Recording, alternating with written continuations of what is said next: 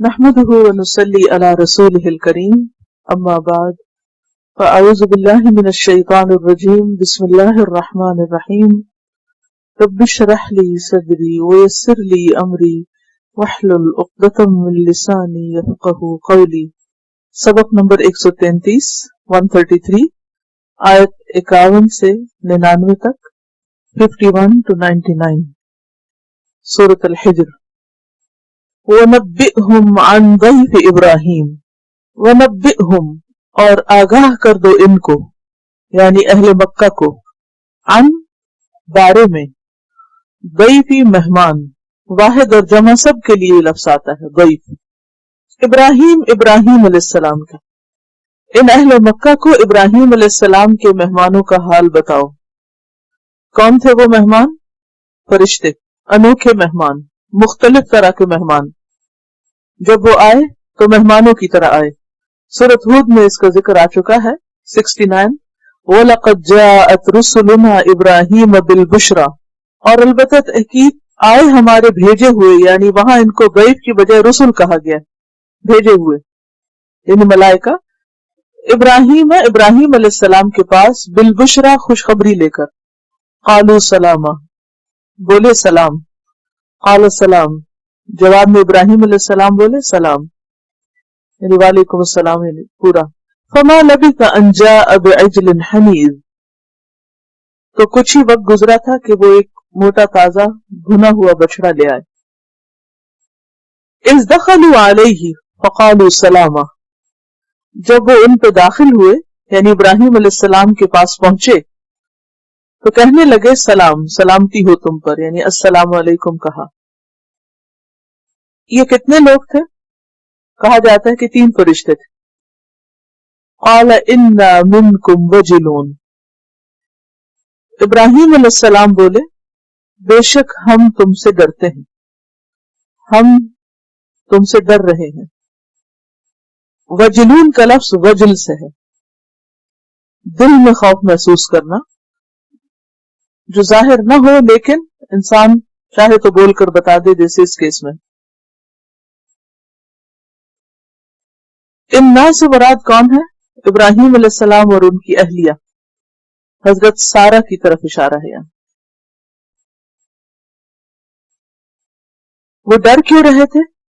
2 وجوہات پر. ایک تو یہ کہ آنے والے مہمانوں میں سفر کی علامات نہ تھی. جیسے ایک مرتبہ جبریل علیہ السلام نبی صلی اللہ علیہ وسلم کے پاس جب آئے تو صحابہ حیران ہوئے کہ اتنا صاف ستھرا لباس ہے کہ یہ شخص مسافر معلوم نہیں ہوتا، لیکن اہل مدینہ میں سے بھی نہیں. تو اسی طرح ابراہیم علیہ السلام اور حضرت سارہ پریشان ہو رہے تھے کہ یہ لوگ لوکل معلوم نہیں ہوتے لیکن مسافر بھی نہیں لگتے، سفر کی علامات نہیں ہیں ان پر. دوسرے یہ کہ ابراہیم علیہ السلام نے جب ان کے سامنے ضیافت رکھی، ضیافت کہتے ہیں مہمانی کے کھانے کو، تو انہوں نے اپنا ہاتھ اس کی طرف نہ بڑھایا، یعنی کھانا نہیں کھایا. آپ دیکھیے کہ جب کوئی مہمان کھانے سے انکار کر دے، مہمان تو چھوڑیے، کسی بھی شخص کو اگر آپ کوئی چیز کھانے کے لیے پیش کرتے ہیں تو 2 ریاکشن ہوتے ہیں. ایک یہ کہ وہ شخص آپ کی دعوت قبول کر لیتا ہے، جو آپ اسے آفر کرتے ہیں اس میں سے کچھ نہ کچھ حسب خواہش لے لیتا ہے، اور ایک کہتا ہے نو تھینک یو. دونوں میں فرق ہے؟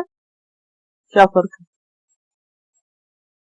ہاں اور نہ کا، اخلاق کا، ایٹیٹیوڈ کا،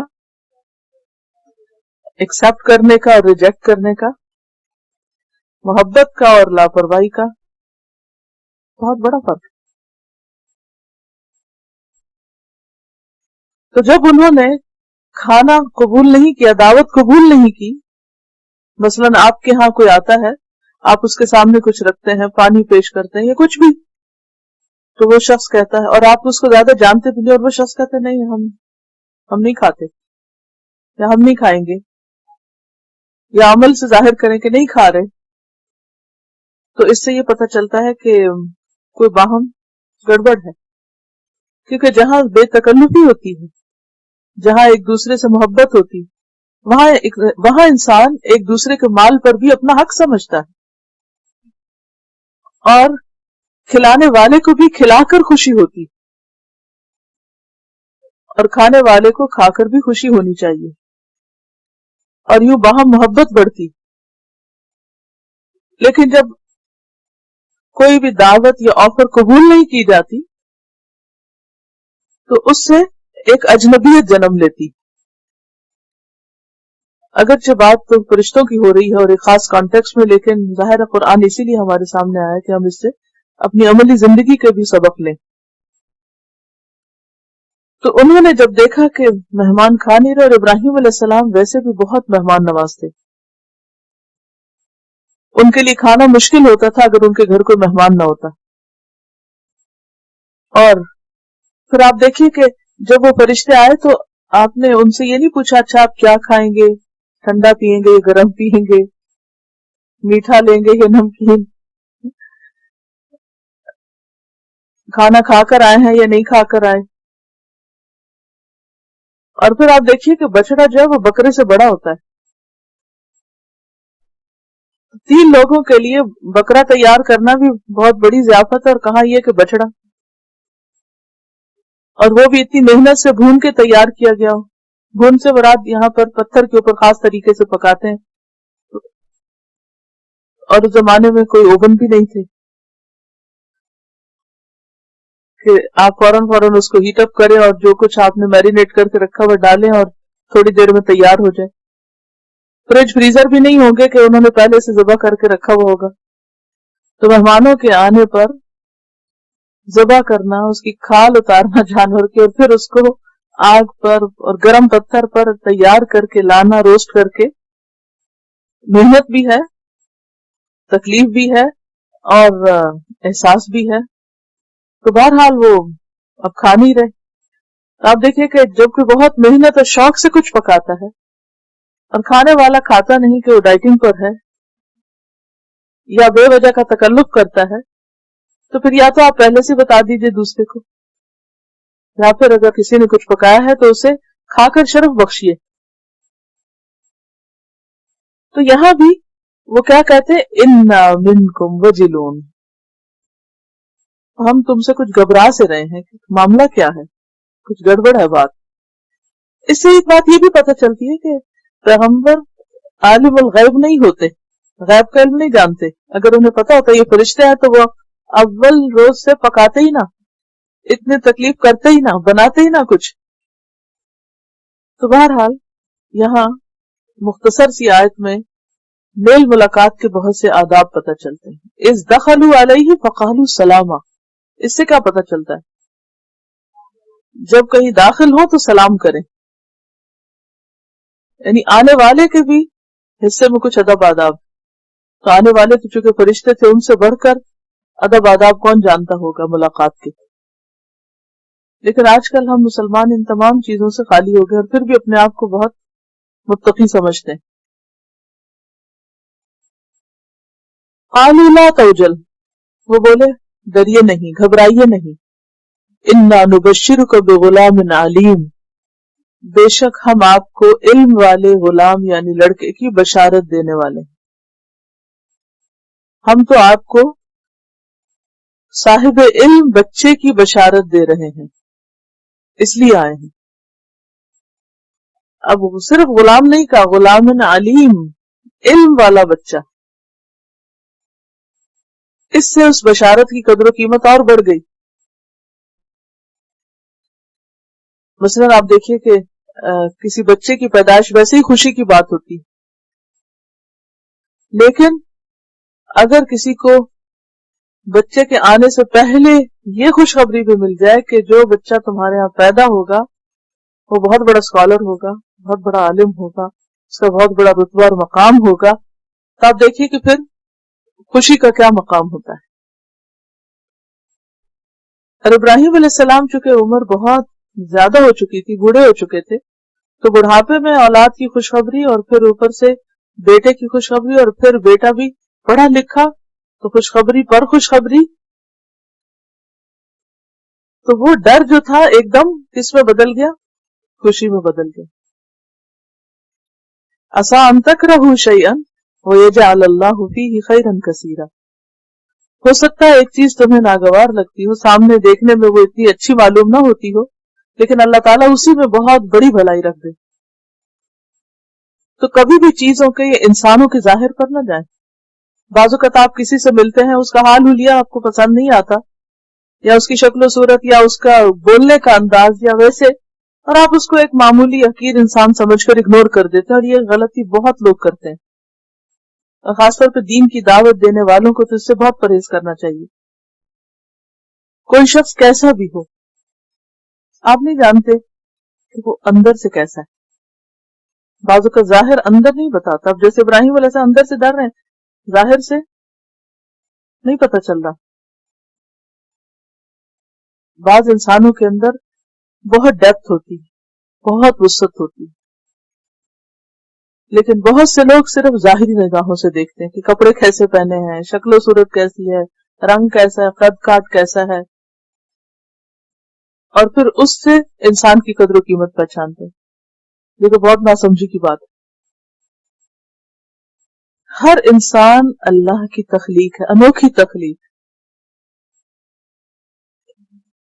اپنی جگہ ایک واحد سیمپل ہے، یعنی ایک انوکھا نمونہ، یونیک ہے، کیونکہ کوئی انسان دوسرے جیسا نہیں، تو آپ کمپیئر بھی نہیں کر سکتے. تو ہر شخص امپورٹنٹ ہے، ہر شخص کو امپورٹنس دیجیے، ہر شخص کو اہم سمجھیے. کوئی چھوٹا ہو، بڑا ہو، بچہ ہو، بوڑھا ہو، جوان ہو، کالا ہو، گورا ہو، اپنا ہو، پرایا ہو، ہر ایک کو اہمیت دیں. اور جب آپ اہمیت دیں گے تو پھر آپ دیکھیں گے کہ اس کے بعد نتائج ہی کچھ اور ہوں گے. قالوا لا توجل انا نبشرک بغلام علیم. ہم سے نہ ڈریے، ہم تو خوشخبری دینے کو آئے ہیں. اور یہاں پر کس غلام کی بات ہو رہی ہے، کس بچے کی بات ہو رہی ہے؟ اسحاق علیہ السلام. جب اسماعیل علیہ السلام کی خوشخبری ملی تھی آپ کو، سورۃ صافات میں اس کا ذکر آتا ہے، تو وہاں پر غلام حلیم کی بات آتی، بردبار. فبشرناہ بغلام حلیم، حلم والا، تحمل والا. تو اللہ تعالیٰ نے ان کو صرف بچے نہیں عطا کیے بلکہ بہترین بچے عطا کیے، بہترین بیٹے عطا کیے. آپ دیکھیے کہ ہم سب بھی بچوں کی خواہش رکھتے ہیں، یہ بچے ہیں بھی، اور آپ سب تو ویسے بھی مائیں ہیں. جب بچوں کی پیدائش قریب ہو یا بچوں کی خواہش ہو تو صرف اولاد نہ مانگیے، بلکہ آپ یہ دعا مانگ سکتے ہیں کہ اللہ مجھے غلام حلیم دے، غلام علیم دے، جیسے تو نے ابراہیم علیہ السلام کو خوشخبری دی. نیک صالح تو کہتے ہی ہیں، لیکن نیک صالح کے علاوہ اچھی کوالٹیز بھی ساتھ مانگیے. ذریتم طیبہ، پاک دامن ہو، حیا والے ہوں، نیک ہو، فرما بردار ہوں. اور یہ کام صرف اس وقت نہیں ہو سکتا جب آپ بچوں کو سمر میں یا ویکنڈ پہ کسی کے حوالے کر کے آ جائیں اور خود پھر جاب پہ چلے جائیں. اس میں والدین اور استادوں سب کی ایک مشترکہ کوشش ہوگی، لیکن زیادہ حصہ والدین کا ہوگا. اب کیا ہے، والدین اپنا حصہ نہیں دے رہے، اپنی ذمہ داری نہیں پوری کر رہے، جس وجہ سے بچوں کے اخلاق کے اندر وہ بگاڑ آ چکا ہے کہ آپ اس کا اندازہ ہی نہیں کر سکتے، کیونکہ سارا دن وہ آپ کی نگاہوں سے اوجھل رہتے ہیں، آپ کو پتہ ہی نہیں وہ کیا کچھ کرتے ہیں. تو بہت الارمنگ سچویشن ہے جس پر بہت محنت اور بہت توجہ کی ضرورت ہے. اور اس کے لیے باپ سے بھی زیادہ ماں کا کردار زیادہ ہے. وہ پیدا کرتی ہے نا، اس کا درد زیادہ ہوتا ہے، اس کے دل سے اٹھی دعائیں زیادہ ہوتی ہیں، زیادہ سنی جاتی ہیں. تو پیدائش سے پہلے بھی رو رو کے دعائیں مانگی کہ اللہ مجھے صالح اولاد دے، اور علم والی ہو، حلم والی ہو، برداشت والی ہو، اور نیک ہو، تاکہ ہم اپنے پیچھے جو آثار چھوڑ کر جائیں ہمارے مرنے کے بعد وہ ہمارے لیے دعائیں کریں، ہماری بخشش کا سبب بنے، ہمارے درجات کی بلندی کا سبب بنے. دنیا والوں کے لیے خدمت کرنے والے ہوں، دین کا پیغام آگے پہنچانے والے ہوں، تو یہ کوشش پیدائش سے پہلے، حمل کے دوران، پیدائش کے بعد، زندگی کے ہر موڑ پہ، ہر سٹیج پہ، کیونکہ کہیں بھی بھٹکنے بیٹھنے کے چانسز ہیں۔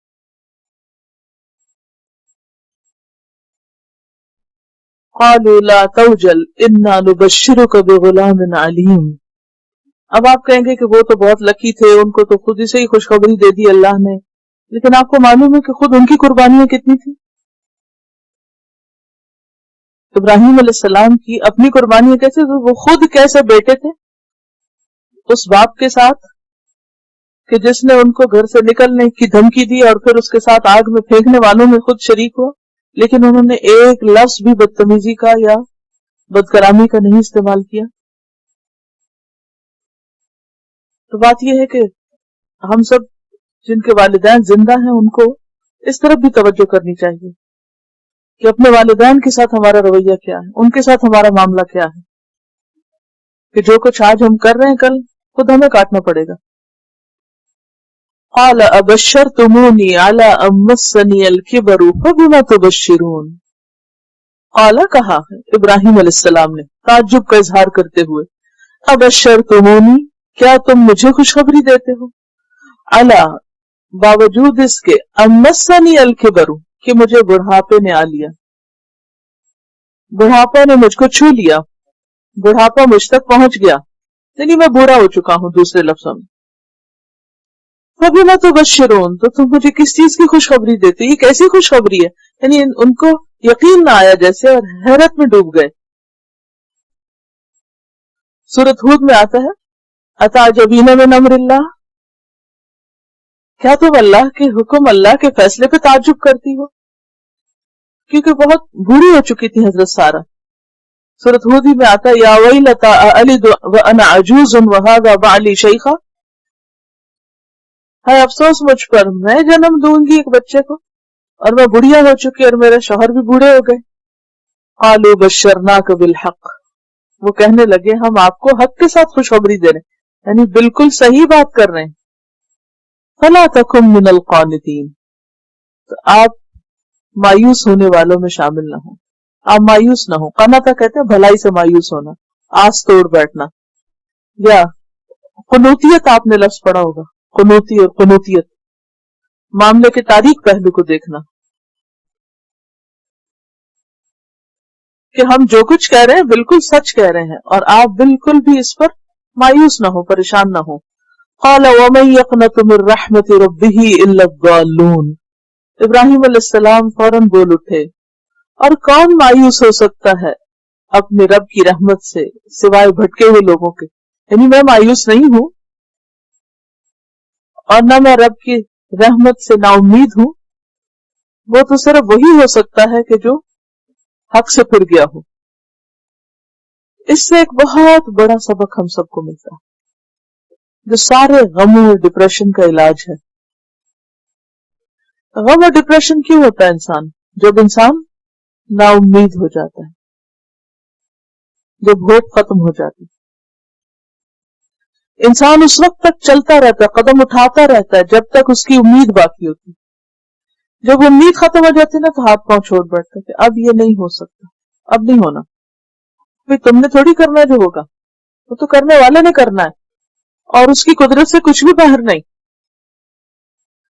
تو کبھی بھی حالات کتنے بھی تنگ ہو، کتنا بھی اندھیرا ہو، کتنی بھی مشکلات ہو، کوئی سچویشن کتنی بھی امپاسبل ہو، لیکن کبھی بھی ہمت نہ چھوڑیں، کبھی بھی امید ختم نہ ہو۔ یہ فرق ہے ایک مؤمن میں اور غیر مؤمن میں۔ جو ایمان رکھتا ہے، جو ایمان والا ہوتا ہے، اس کا اللہ پر توکل اور بھروسہ ہوتا ہے،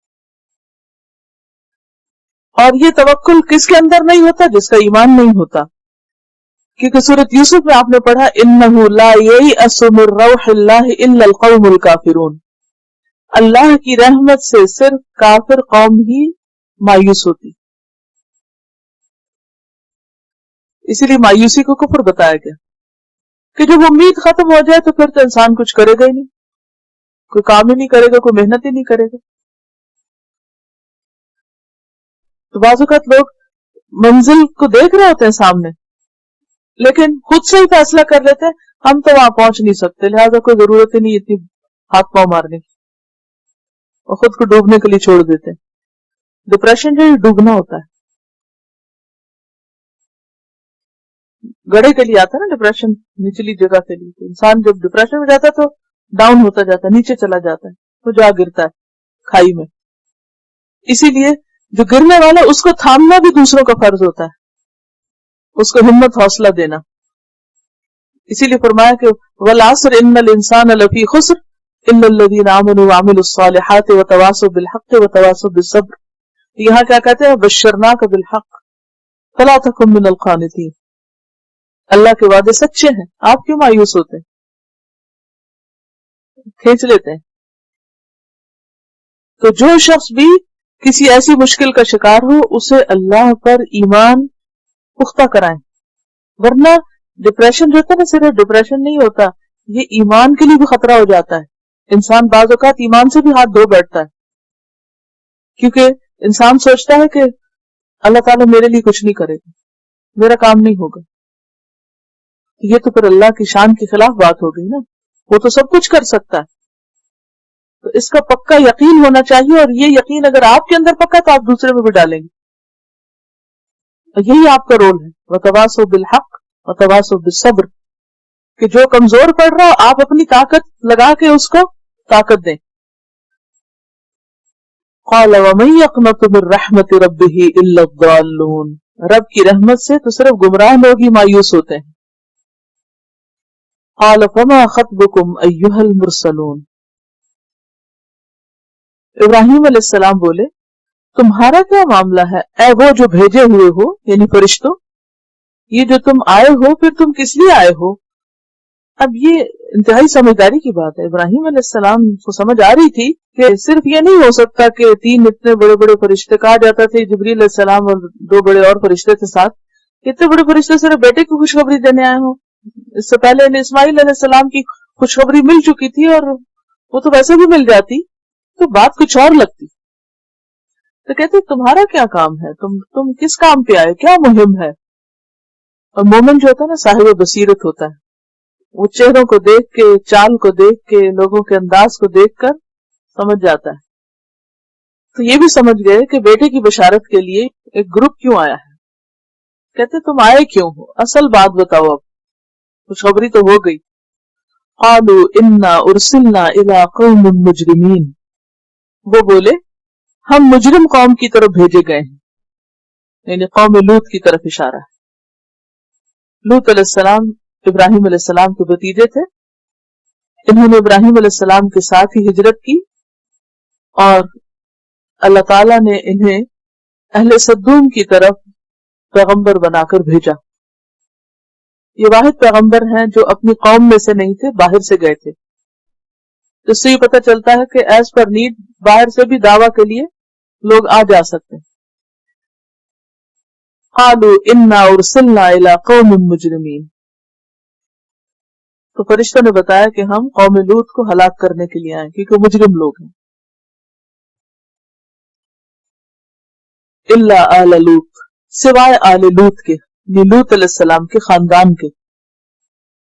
انا لمنجوہم اجمعین، بے شک ہم ان سب کو نجات دینے والے ہیں، بچانے والے ہیں، یعنی آل لوط کو. الا امرأتہ، سوائے اس کی بیوی کے. قدرنا، ہم نے طے کر لیا، انہا لمن الغابرین، بے شک وہ البتہ پیچھے رہنے والوں میں سے ہوگی. آل لوط میں لوط علیہ السلام کی 2 بیٹیاں اور 1 بیوی تھی، بیٹا نہیں تھا ان کا. اسی لیے جو فرشتے آئے اور قوم لوط بھاگتی ہوئی آئی ان سے برا عمل کرنے کے لیے، تو بہت پریشانی ہوئی کہ میرے ساتھ کوئی اور ایسا ہے نہیں کہ جو مل کر ان کا مقابلہ کرے اور مہمانوں کو بچائے. اس سے ایک بات یہ بھی پتہ چلتی ہے کہ اللہ تعالیٰ نے لوط علیہ السلام کی بیٹیوں کو ان کی آل کہا، یعنی اس آل میں کوئی مرد نہیں تھا، صرف عورتیں تھیں، اور وہ بھی ان کی اپنی بیٹیاں. बीवी जो थी वो अपने शौहर पर पूरी तरह ईमान नहीं लाई थी, उसके दिल में शक था, उसका रुझान और उसकी तरफदारी अपनी कौम के साथ थी। तो अलमर्उ मअ मन अहब्बा,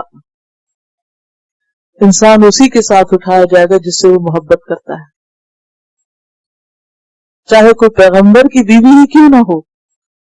लेकिन अगर उसको पैगंबर के मिशन से मोहब्बत कम और अपनी कौम की गुमराही के बावजूद उससे मोहब्बत ज्यादा, तो फिर वो कौम के साथ ही रहेगी, शौहर के साथ नहीं जा सकती। तो इससे भी पता चलता है कि इंसान जब किसी से मोहब्बत करे तो ये देख ले कि उसका दीन ईमान कैसा है, क्योंकि इंसान उसी के साथ उठाया जाएगा, उसी के साथ जाएगा। तो बीवी के बारे में अल्लाह ताला ने फैसला कर दिया कि वो पीछे रहेगी, वो साथ नहीं जा सकेगी। सूरत अश-शुअरा में भी इसका जिक्र आता है, फनज्जयनाहु व अहलहु अजमाइन इल्ला अजूज़न फिल गाबिरीन, तो हमने उसको और उसके घर वालों सबको निजात दी सिवाय उस बुढ़िया के जो पीछे रहने वालों में से थी। और लूत अलैहिस्सलाम के अपने घराने के अलावा दूसरा कोई घराना मुसलमान नहीं था, किसी और तीसरे मुसलमान का वजूद नहीं था। एक पैगंबर थे, 2 बेटियां और दैट्स इट, पूरी कौम में से। सूरत जारियात में आता है, फमा वजदना फीहा गैर बैतिन मिनल मुस्लिमीन, कि उनके घर के अलावा मुसलमानों का कोई घर हमने वहां न पाया। फलम्मा जाअ आल लूतिनिल मुरसलून, फिर जब फरिश्ते आले लूत के पास आए, इब्राहिम अलैहिस्सलाम से होकर लूत अलैहिस्सलाम के पास चले गए। यहां पर लूत अलैहिस्सलाम की बजाय आल लूत कहा, इन उनके घर आए। क़ाल इन्नकुम क़ौमुम मुनकरून, कहा तुम कुछ अजनबी से मालूम होते हो, ना आशना हो, शक्ल सूरत मुख्तलिफ है। क्योंकि आप देखें ना कि एक इलाके में रहने वाले लोगों की आमतौर पर शक्लें, लिबास, रंग ढंग, कद, चाल ढाल मिलती जुलती होती, हत्ता कि वो किसी दूसरे मुल्क में भी चले जाते हैं ना तो उनकी वो चाल और उनके खाने पीने और वो बहुत सी चीजें वैसी होती है। बहुत अरसा लगता है तब्दीली आने में, मिजाज और टेस्ट बदलने में। तो बात यह है कि इब्राहिम अलैहिस्सलाम के पास जब फरिश्ते आए तो उन्होंने कुछ और किया, इनके पास जब आए तो इनका रिएक्शन कुछ और तरह था। वो तो गए, उठे और जाके खाना ले आए, और इन्होंने देखते ही कहा कि आप कहां से हैं, कौन है आप अजनबी हैं, ना आशना, यानी अपफ्रंट बता दिया, you look different, where are you from. आलू बल जिनाका बिमा कानू फीही यमतरून, वो कहने लगे यानी फरिश्ते, बल जिनाका, बल्कि लाए हम तेरे पास, बिमा कानू फीही, साथ उसके जो है वो उसमें यमतरून, वो शक करते।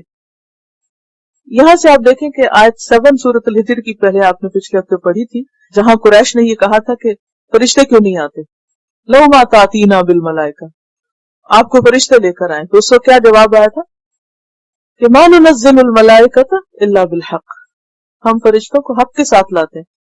तो यहां पर क्या कहा, व अतैनाका बिल हक व इन्ना लसादिकून, लाए हम तेरे पास हक के साथ और बेशक हम सच्चे हैं।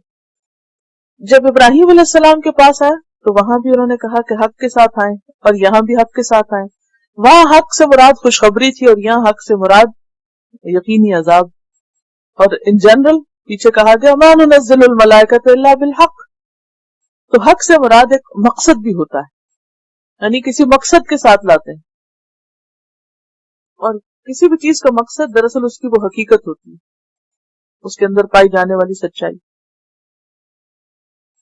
फ़अस्रि बिअहलिका बिक़ित्अम मिनल लैली वत्तबि अदबारहुम, फ़अस्रि, तो रात को ले चल, इसरा कहते हैं रात का सफर, रात को जाना, बिअहलिका, अपने घर वालों को, बिक़ित्अन, एक हिस्से में, टुकड़े में, क़ता का मतलब काटना होता है ना, मुराद जुज़,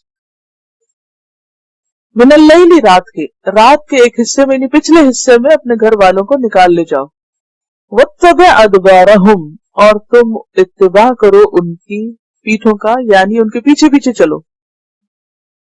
आप देखिए कि पूरा तरीका बताया जा रहा है कि कौन कौन जाएगा, किस वक्त जाएगा, और फिर किस तरीके से वो निकलेंगे, पैगंबर कहां होंगे। पैगंबर लीडर हैं, اور لیڈر عام طور پر کیا کرتا ہے؟ لیڈ کرتا ہے. لیڈ کرنے والے کیا ہوتے ہیں؟ آگے چل رہے ہوتے ہیں. لیکن یہاں کیا کہا گیا کہ آگے نہیں پیچھے جائیں گے آپ ان کے. وہ کیوں؟ آپ ان کے پیچھے چلیں گے.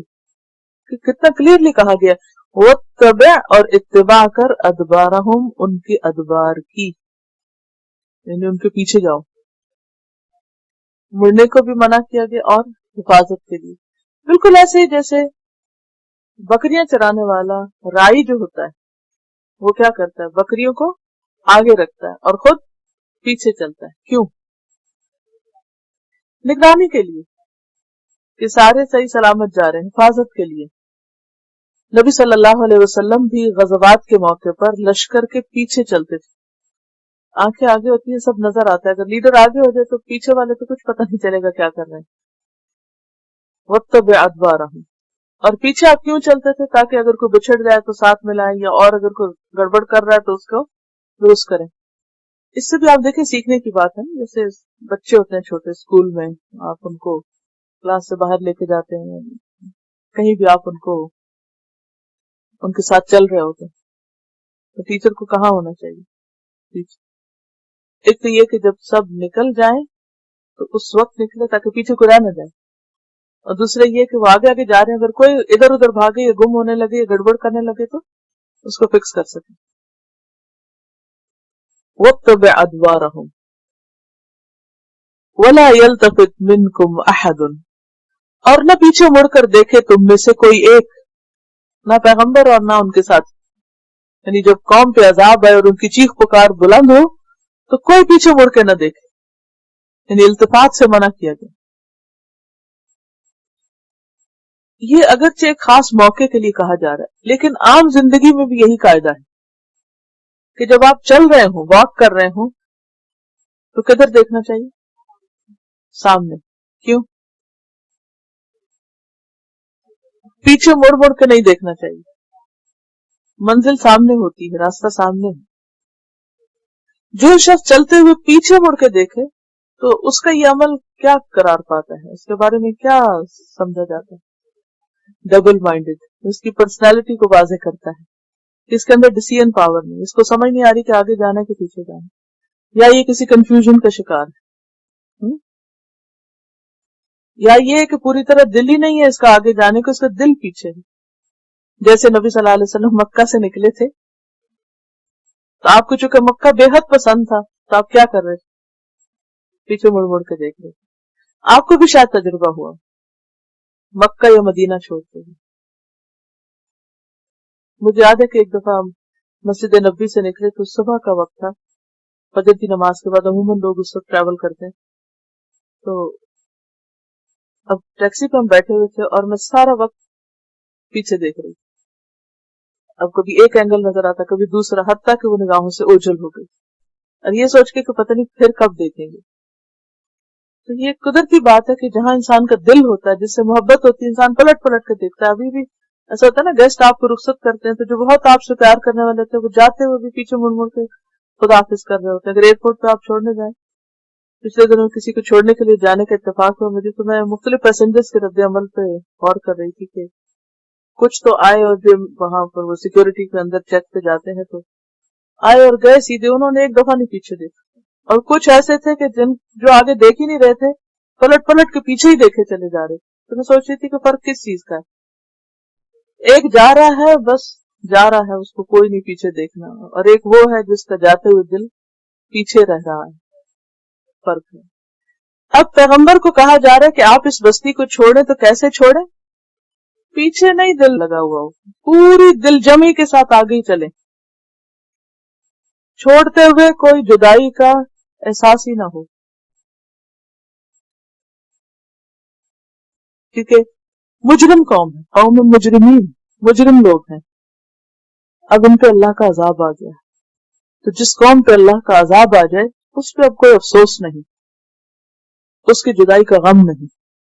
کیونکہ ایک اور جگہ پر بھی ایک اور پیغمبر کے بارے میں آتا ہے، کیا فَكَيْفَ آسَىٰ عَلَىٰ قَوْمٍ كَافِرِينَ، نافرمان قوم پر میں اب کیا افسوس کروں، تو اپنا حق تو پورے اس کے اوپر اپنی پوری توجہ اور اپنا پورا وقت اور اپنی پوری انرجی لگا دی, جو کچھ دینا تھا دے دیا, اب نہیں مانے تو پھر ان کا اپنا قصور ہے.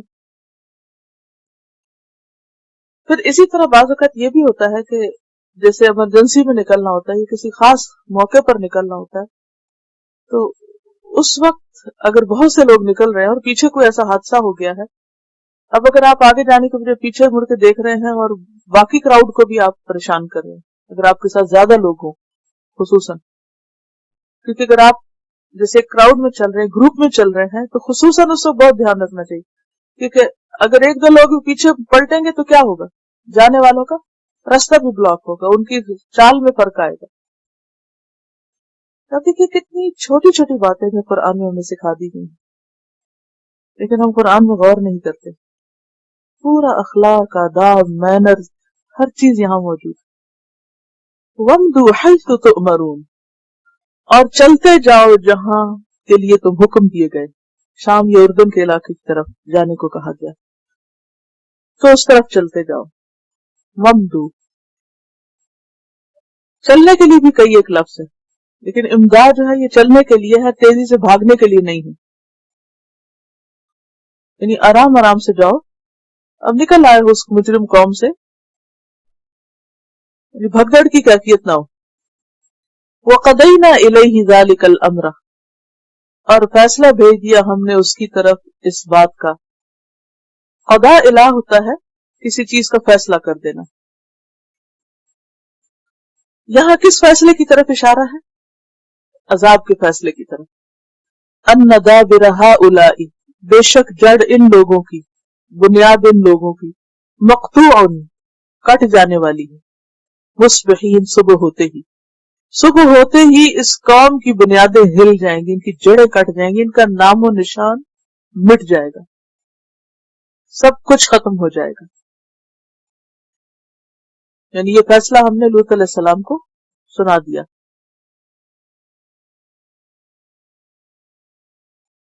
وَجَاءَ أَهْلُ الْمَدِينَةِ يَسْتَبْشِرُونَ, اب فرشتے وہاں پہنچتے ہیں اور قوم کا حال دیکھیں کیا ہے. شہر والے خوشیاں مناتے آگئے, خوش خوش آ گئے. کس کے پاس؟ لوط علیہ السلام کے پاس. جو ہی انہیں خبر ملی کہ کچھ حسین نوجوان آئے ہیں تو وہ بھاگتے ہوئے آئے. یہ خبر کس نے دی تھی؟ ان کی بیوی نے. سورۃ ہود میں آتا ہے وَجَاءَهُ قَوْمُهُ يُهْرَعُونَ إِلَيْهِ, اس کی قوم اس کے پاس دوڑتی ہوئی آئی. قَالَ إِنَّ هَؤُلَاءِ ضَيْفِي, لوط علیہ السلام نے کہا بے شک یہ میرے مہمان ہیں, کچھ خدا کا خوف کرو, یہ میرے مہمان ہیں. فَلَا تَفْضَحُونِي, تم مجھے ذلیل نہ کرو, رسوا نہ کرو. فَضَحَ, کسی کے عیب بیان کرنا, دوسروں کی نظروں میں گرانا, دوسروں کے سامنے ذلیل کرنا. یہ میرے مہمان ہیں, مجھے ان کے سامنے رسوا نہ کرو. وَاتَّقُوا اللَّهَ وَلَا تُخْزُونِي, اور اللہ سے ڈرو اور نہ شرمندہ کرو مجھ کو, نہ رسوا کرو مجھ کو. خزی ایسی رسوائی کو کہتے ہیں جس میں اس شخص کے برے اعمال کا دخل ہو جسے لوگ جانتے ہیں, اور فضیحت پھر عیب بیان کرنا. دونوں لفظ یعنی تاکید کے لیے آئے ہیں بیسیکلی, یعنی مجھے شرمندہ نہ کرو, رسوا نہ کرو. اور آپ نے دیکھا ہوگا کہ اس بات کو آپ کچھ یوں سمجھ سکتے ہیں کہ اگر مہمانوں کے سامنے آپ کے بچے کو غلط حرکت کرے تو آپ کو کیا ہوتا ہے؟ شرمندگی ہوتی ہے. اور اس وقت شیطان بھی کچھ خاص ایکٹیو ہو جاتا ہے کہ ویسے بچے امن سے رہتے ہیں, جو ہی گھر میں کوئی نیا شخص آئے تو وہ اپنی ایکسائٹمنٹ کو الٹے طریقوں سے ظاہر کرتے ہیں, الٹی الٹی حرکتیں کرنے لگتے ہیں. اور یہ ہم سب کو سمجھنا چاہیے. تو کسی کے بھی گھر جا کر اگر دیکھے کہ ان کے بچے کچھ اٹھ پٹانگ حرکتیں کر رہے ہیں تو اس کو پھر واپس آ کے ڈسکس نہیں کرنا چاہیے, تو وہاں فلاں کے گھر گئے تھے, ان کے تو بچوں کا حال ہی خراب ہے. اور اس کو سمجھے کہ بالکل نیچرل ہے. جیسے بڑے خوشی کا اظہار کرتے ہیں نا, وہ اور طرح کرتے ہیں, اور بچے اور طرح کرتے ہیں. اور بچے بعض اوقات اچھل کود کے, شرارتیں کر کے, شور مچا کے, یا پھر ان کی اٹینشن لینا چاہتے ہیں, کیونکہ عموماً ہم جب بڑے ملتے ہیں تو بچوں کو بھول ہی جاتے, اگنور کر دیتے ہیں. حالانکہ وہ الگ بینگ ہوتے ہیں, ان کو بھی توجہ چاہیے ہوتی ہے. تو وہ پھر توجہ لینے کے لیے کبھی کچھ گرائیں گے, کچھ توڑیں گے, کچھ اور کریں گے. تو ماں باپ کو پھر بہت بعض اوقات شرمندگی, امبیرسمنٹ ہوتی ہے کہ یہ کیا ہو رہا ہے. تو اسی طرح ایک پیغمبر کے لیے قوم کا برا رویہ, اگرچہ مہمانوں کے سامنے قوم کا جو غلط انداز تھا یا رویہ تھا وہ ان کے لیے شرمندگی کا باعث بن رہا تھا. حالانکہ ان مہمانوں کو پتا تھا یہ کون ہے، لیکن اس کے باوجود کوئی کتنا بھی خراب ہو، لیکن اگر اس کی خرابی کسی کے سامنے آئے تو دیکھنے والے کو شرمندگی ہوتی ہے. قالوا اولم ننهك عن العالمین، لیکن وہ کہاں سننے والے تھے. وہ بولے اولم کیا نہیں، ننهك ہم نے روکا تجھ کو، عن العالمین جہان والوں سے، یعنی ہم نے تمہیں دنیا بھر کے لوگوں کی ذمہ داری لینے سے روکا نہیں. عالمین سے مراد یہاں کس کی طرف اشارہ ہے؟ وہ ان 3 فرشتوں کی طرف، ان کو جہان بنا بیٹھ. ہم تم سے نہیں کہتے کہ تم سارے جہان کا ٹھیکہ مت لو، جسے عام زبان میں کہتے ہیں. یا دوسری طرف کہ ہم نے تجھے کہا تھا کہ تو لوگوں کو پناہ نہ دیا کر. اس قوم کے اندر 2 خرابیاں تھی بڑی، اور بھی بہت کچھ تھا لیکن 2 بڑی خرابیاں تھی. ایک تو ان کا وہ برا عمل، مردوں کا مردوں سے تعلق، ہومو سیکشول سے. دوسرے راستے کاٹتے تھے. راستے کاٹنے سے مراد یہ کہ ان کی بستی کے قریب سے ہی مین روڈ گزرتی تھی جس سے تجارتی قافلے گزرتے، مسافر سفر کرتے، تو یہ ان کو جا کے لوٹ لیا کرتے تھے یا ان کے ساتھ زیادتیاں کرتے، ان کو اغوا کر لیا کرتے. اور لوط علیہ السلام ان کو اس بات سے منع کرتے. یا لوط علیہ السلام کسی کو بچانا چاہتے، چھڑانا چاہتے، یا کسی کو پناہ دیتے تو بیچ میں آ جاتے کہ ہم نے تجھے منع نہیں کیا تھا کہ تو ایسا نہ کیا کر. یعنی ان کی طرف، مسافروں کی طرف داری نہ کیا کر، باہر سے آنے والوں کا زیادہ خیر خواہ نہ بنا کر. قال ہؤلاء بناتی ان کنتم فاعلین. لوط علیہ السلام کو پتا تھا کہ یہ کیا کرنے والے، وہی جو آپس میں ایک دوسرے کے ساتھ کرتے تھے، اب یہ وہی عمل مہمانوں کے ساتھ کرنا چاہ رہے تھے، ان فرشتوں کے ساتھ. تو اس عمل سے روکنے کے لیے، زیادتی سے روکنے کے لیے لوط علیہ السلام نے ان سے کہا ہؤلاء بناتی، یہ میری بیٹیاں، یعنی قوم کی بیٹیاں، عورتیں. ان کنتم فاعلین، اگر تم کرنے والے ہو، یعنی اپنی خواہش کو پورا کرنا چاہتے ہو تو ان سے نکاح کر لو، جائز تعلق قائم کرو. قوم کی عورتیں پیغمبر کی روحانی بیٹیاں ہوتی ہیں. اور یہ معنی بھی ہو سکتا ہے کہ ان کی جو 2 بیٹیاں تھیں، انہوں نے کہا کہ ٹھیک ہے، اگر تمہیں کچھ کرنا ہے تو یہ میری بیٹیاں ہیں، ان سے شادی کر لو. اس سے آپ دیکھیں کہ پیغمبر کی بے بسی کس حد تک ہوگی کہ میرے مہمانوں کے ساتھ برا سلوک نہ کرو، اگر کچھ کرنا ہی ہے تو کچھ اور کرو. لعمرک، تیری زندگی کی قسم. نبی صلی اللہ علیہ وسلم سے خطاب ہے. لعمرک، لام قسم کے لیے. اللہ سبحانہ وتعالی نے صرف نبی صلی اللہ علیہ وسلم کی زندگی کی قسم کھائی، کسی اور کی نہیں. اس سے آپ کے اعلیٰ مقام اور مرتبے کی طرف بھی اشارہ ملتا ہے. یہ صرف اللہ کے لیے جائز ہے کہ وہ کسی کی زندگی کی قسم کھائے، کسی انسان کے لیے اس کی کوئی اجازت نہیں. انسان کے لیے جائز نہیں کہ وہ اللہ کے نام یا اس کے اسماء و صفات کے علاوہ کسی اور چیز کی قسم کھائے، کیونکہ قسم اس کی کھائی جاتی ہے جس کو انسان سب سے بڑا سمجھتا ہے، اور سب سے بڑا صرف اللہ ہے. اس لیے پیغمبر کی قسم بھی نہیں کھا سکتے. حدیث میں آتا ہے کہ آپ صلی اللہ علیہ وسلم نے فرمایا اپنی ماں اور باپوں کی اور بتوں کی قسم نہ کھاؤ. نہ ماں کی قسم کھا سکتے، نہ باپ کی، نہ اپنے سر کی، نہ کسی کے سر کی، اور نہ کسی بت کی. اور اللہ کی قسم بھی صرف اس وقت کھاؤ جب تم اپنے قول میں سچے ہو، یعنی اپنے جھوٹ کو سچ بنانے کے لیے اللہ کی قسم مت کھاؤ. لا تجعلوا اللہ عرضۃ لایمانکم. صحیح میں ہے کہ ایک مرتبہ آپ صلی اللہ علیہ وسلم نے عمر بن خطاب کو دیکھا کہ اپنے باپ کی قسم کھا رہے ہیں، تو آپ نے پکار کے کہا خبردار رہو، اللہ تعالیٰ باپوں کی قسم کھانے سے منع فرماتا ہے. جس کو قسم کھانا ہو اللہ کے نام کی قسم کھائے، ورنہ خاموش رہے. تو یہ قاعدے کی بات ہے، ہم سب کے جاننے کے لیے ضروری ہے کہ اللہ کے نام کے علاوہ یا اس کی کسی صفت کے علاوہ کسی اور چیز کی قسم نہیں کھا سکتے. تو لعمرک، تیری زندگی کی قسم. انہم، بے شک وہ، لفی سکرتہم، البتہ اپنے مدہوشی میں تھے، مستی میں تھے، نشے میں تھے. ان کی مت ماری ہوئی تھی. یہ کیا وہ ڈرنک تھے، شراب پی ہوئی تھی؟ نہیں، خواہش نفس کی طرف اشارہ ہے. کیونکہ نفس پرستی، خواہش نفس اور شہوت جو ہوتی ہے وہ انسان کو بعض اوقات بے عقل کر دیتی، مدہوش کر دیتی، انسان کو اندھا کر دیتی. اسی لیے لوگ حرام کام کرتے ہیں. یا مہون، وہ بہکے ہوئے تھے یا بہک رہے تھے، یعنی مستی میں مدہوش تھے، انہیں یہ پتہ ہی نہیں تھا کہ وہ کس کے ساتھ برا کام کرنے جا رہے ہیں، تو سمجھانا ان کو فائدہ نہ دے رہا تھا. ہر پیغمبر نے آ کر توحید کا سبق، لیکن یہاں صرف ان برائیوں کو ہائی لائٹ کیا گیا ہے کہ جو ان کے اندر موجود، یعنی ایک قوم کو دوسری قوم سے جو فرق کیا گیا ہے. وہ آیت آتی ہے جس کا معنی یہ ہے کہ ہر پیغمبر نے آ کے اپنے قوم کو کہا کہ اللہ کی عبادت کرو، طاغوت سے بچو. That was the basic ingredient of their message. لیکن اس کے ساتھ انہوں نے خاص طور پر اپنی قوم کو اس برائی سے بچنے کے لیے کہا جو سب سے شدید تھی ان کے اندر. سکرہ کہتے ہیں شراب کے نشے کو بیسیکلی، یعنی انسان اس نشے میں جب مدہوش ہو جاتا ہے، ڈرنک ہو جاتا ہے. تو ایک معقول بات تھی لوط علیہ السلام کی، لیکن ان کی سمجھ میں نہ آئی کیونکہ وہ ہوش میں نہیں تھے.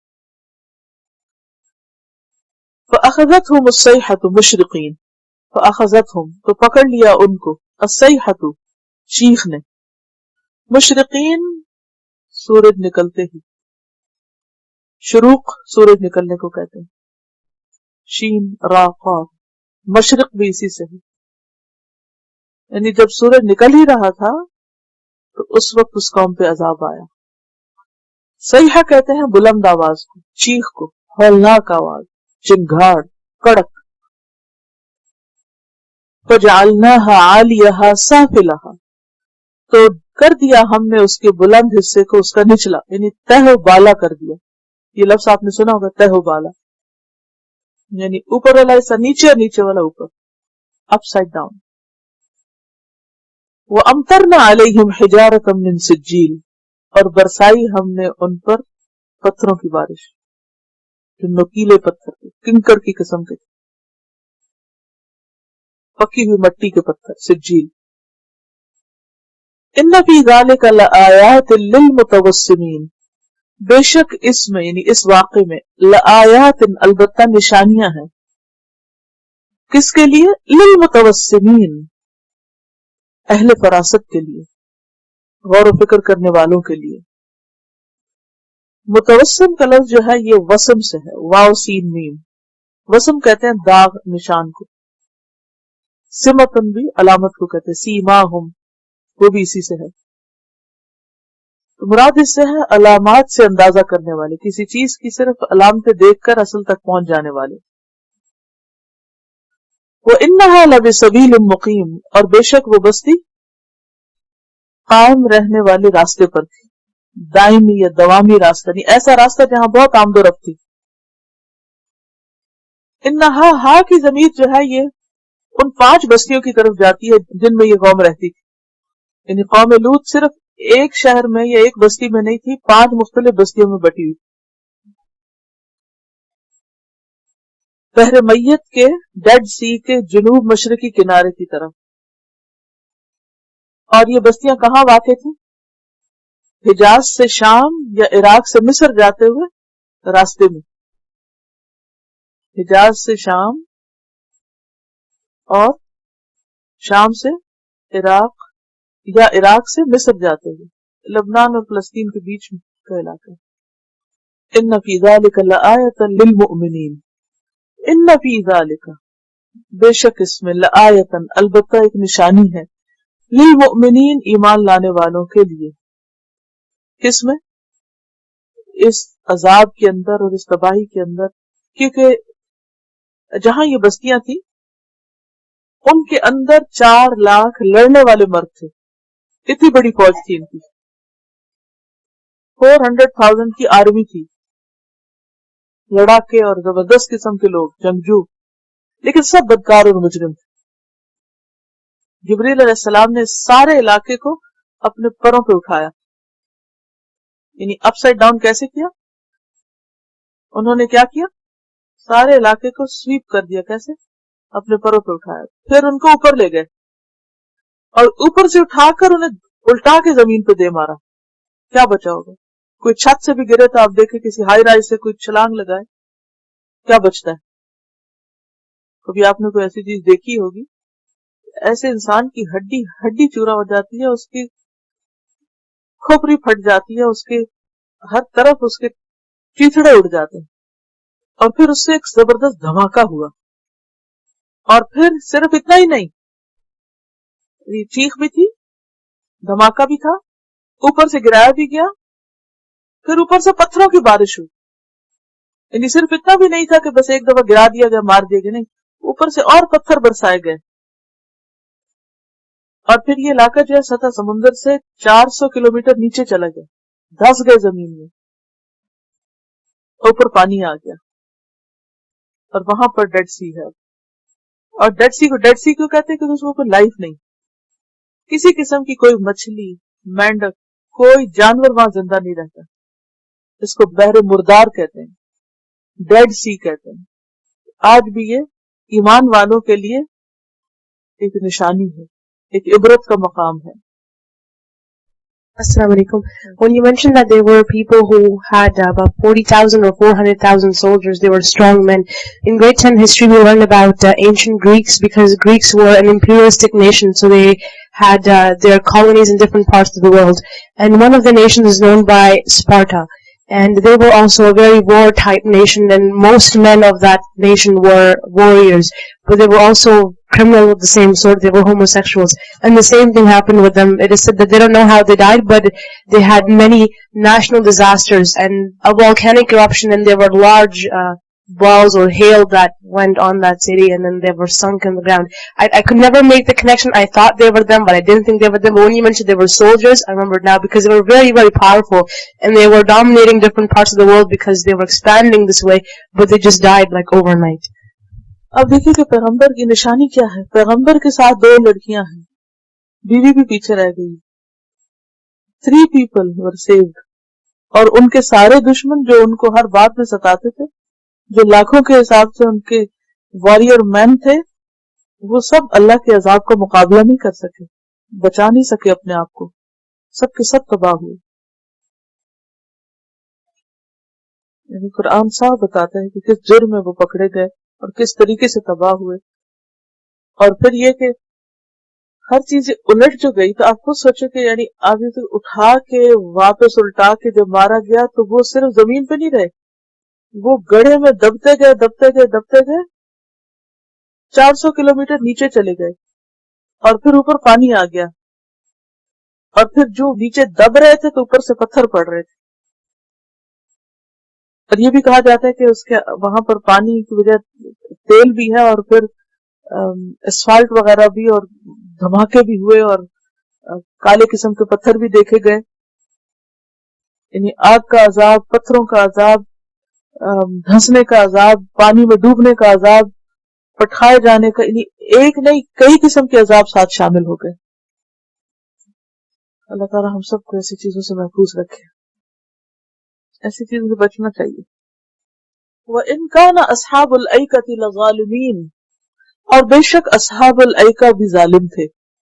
اصحاب الایکہ, ایکہ کہتے ہیں جنگل کو, بن, درختوں کا جھنڈ, جنگل کے بسنے والے.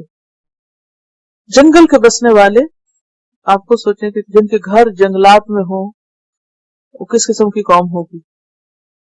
وہ بھی ظالم تھے, یعنی دنیاوی اعتبار سے بہت فلرش تھے. عام طور پر ایسے علاقوں میں گھر کون بناتے ہیں؟ بہت پاش ایریاز ہوتے ہیں. یہ شعیب علیہ السلام کی قوم تھی, اور یہ علاقہ بھی شام اور حجاز کے درمیان قوم لوط کی بستیوں کے قریب تھا, تو اس قرب کی وجہ سے حضرت لوط کے بعد ان کا ذکر کیا گیا. اسے مدین بھی کہا جاتا ہے. ان کو کیوں ظالم کہا گیا؟ ان کے اندر بھی شرک کے علاوہ ناپ تول میں کمی ان کا شیوا تھا, یعنی کم ناپنا اور تولنا ان کا عمل تھا. یہ جرم تھا ان کے اندر, اور یہ بھی رستے کاٹتے تھے. کچھ خرابیاں ان کے اندر بھی وہی تھی جو قوم لوط میں تھی. سورۃ شعراء میں بھی ان کا ذکر آتا ہے, کذب اصحاب الایکۃ المرسلین, اصحاب الایکہ نے رسولوں کو جھٹلایا. فانتقمنا منہم, تو ہم نے ان سے انتقام لیا, ان کو سزا دی. اور ان کی سزا کیا تھی؟ चिंगाड़ और भूचाल, जलजला आया और उसके साथ चीख भी थी, साइबान का अजाब भी था, सब चीजों ने मिलकर इनको डुबो दिया। वो इन्नहुमा लबी इमाम मुबीन, और बेशक वो दोनों अलबत्ता खुले रास्ते पर हैं, यानी कौम लूत और असहाबुल ऐका राह चलते हुए इनकी बस्तियों के आसार देखे जा सकते हैं। इमाम का माना यहाँ रास्ता किया गया, क्योंकि इमाम वो होता है जिसकी पैरवी की जाए, जिसको फॉलो किया जाए, जिसका इरादा किया जाए। हमजा मीम मीम इसका रूट है,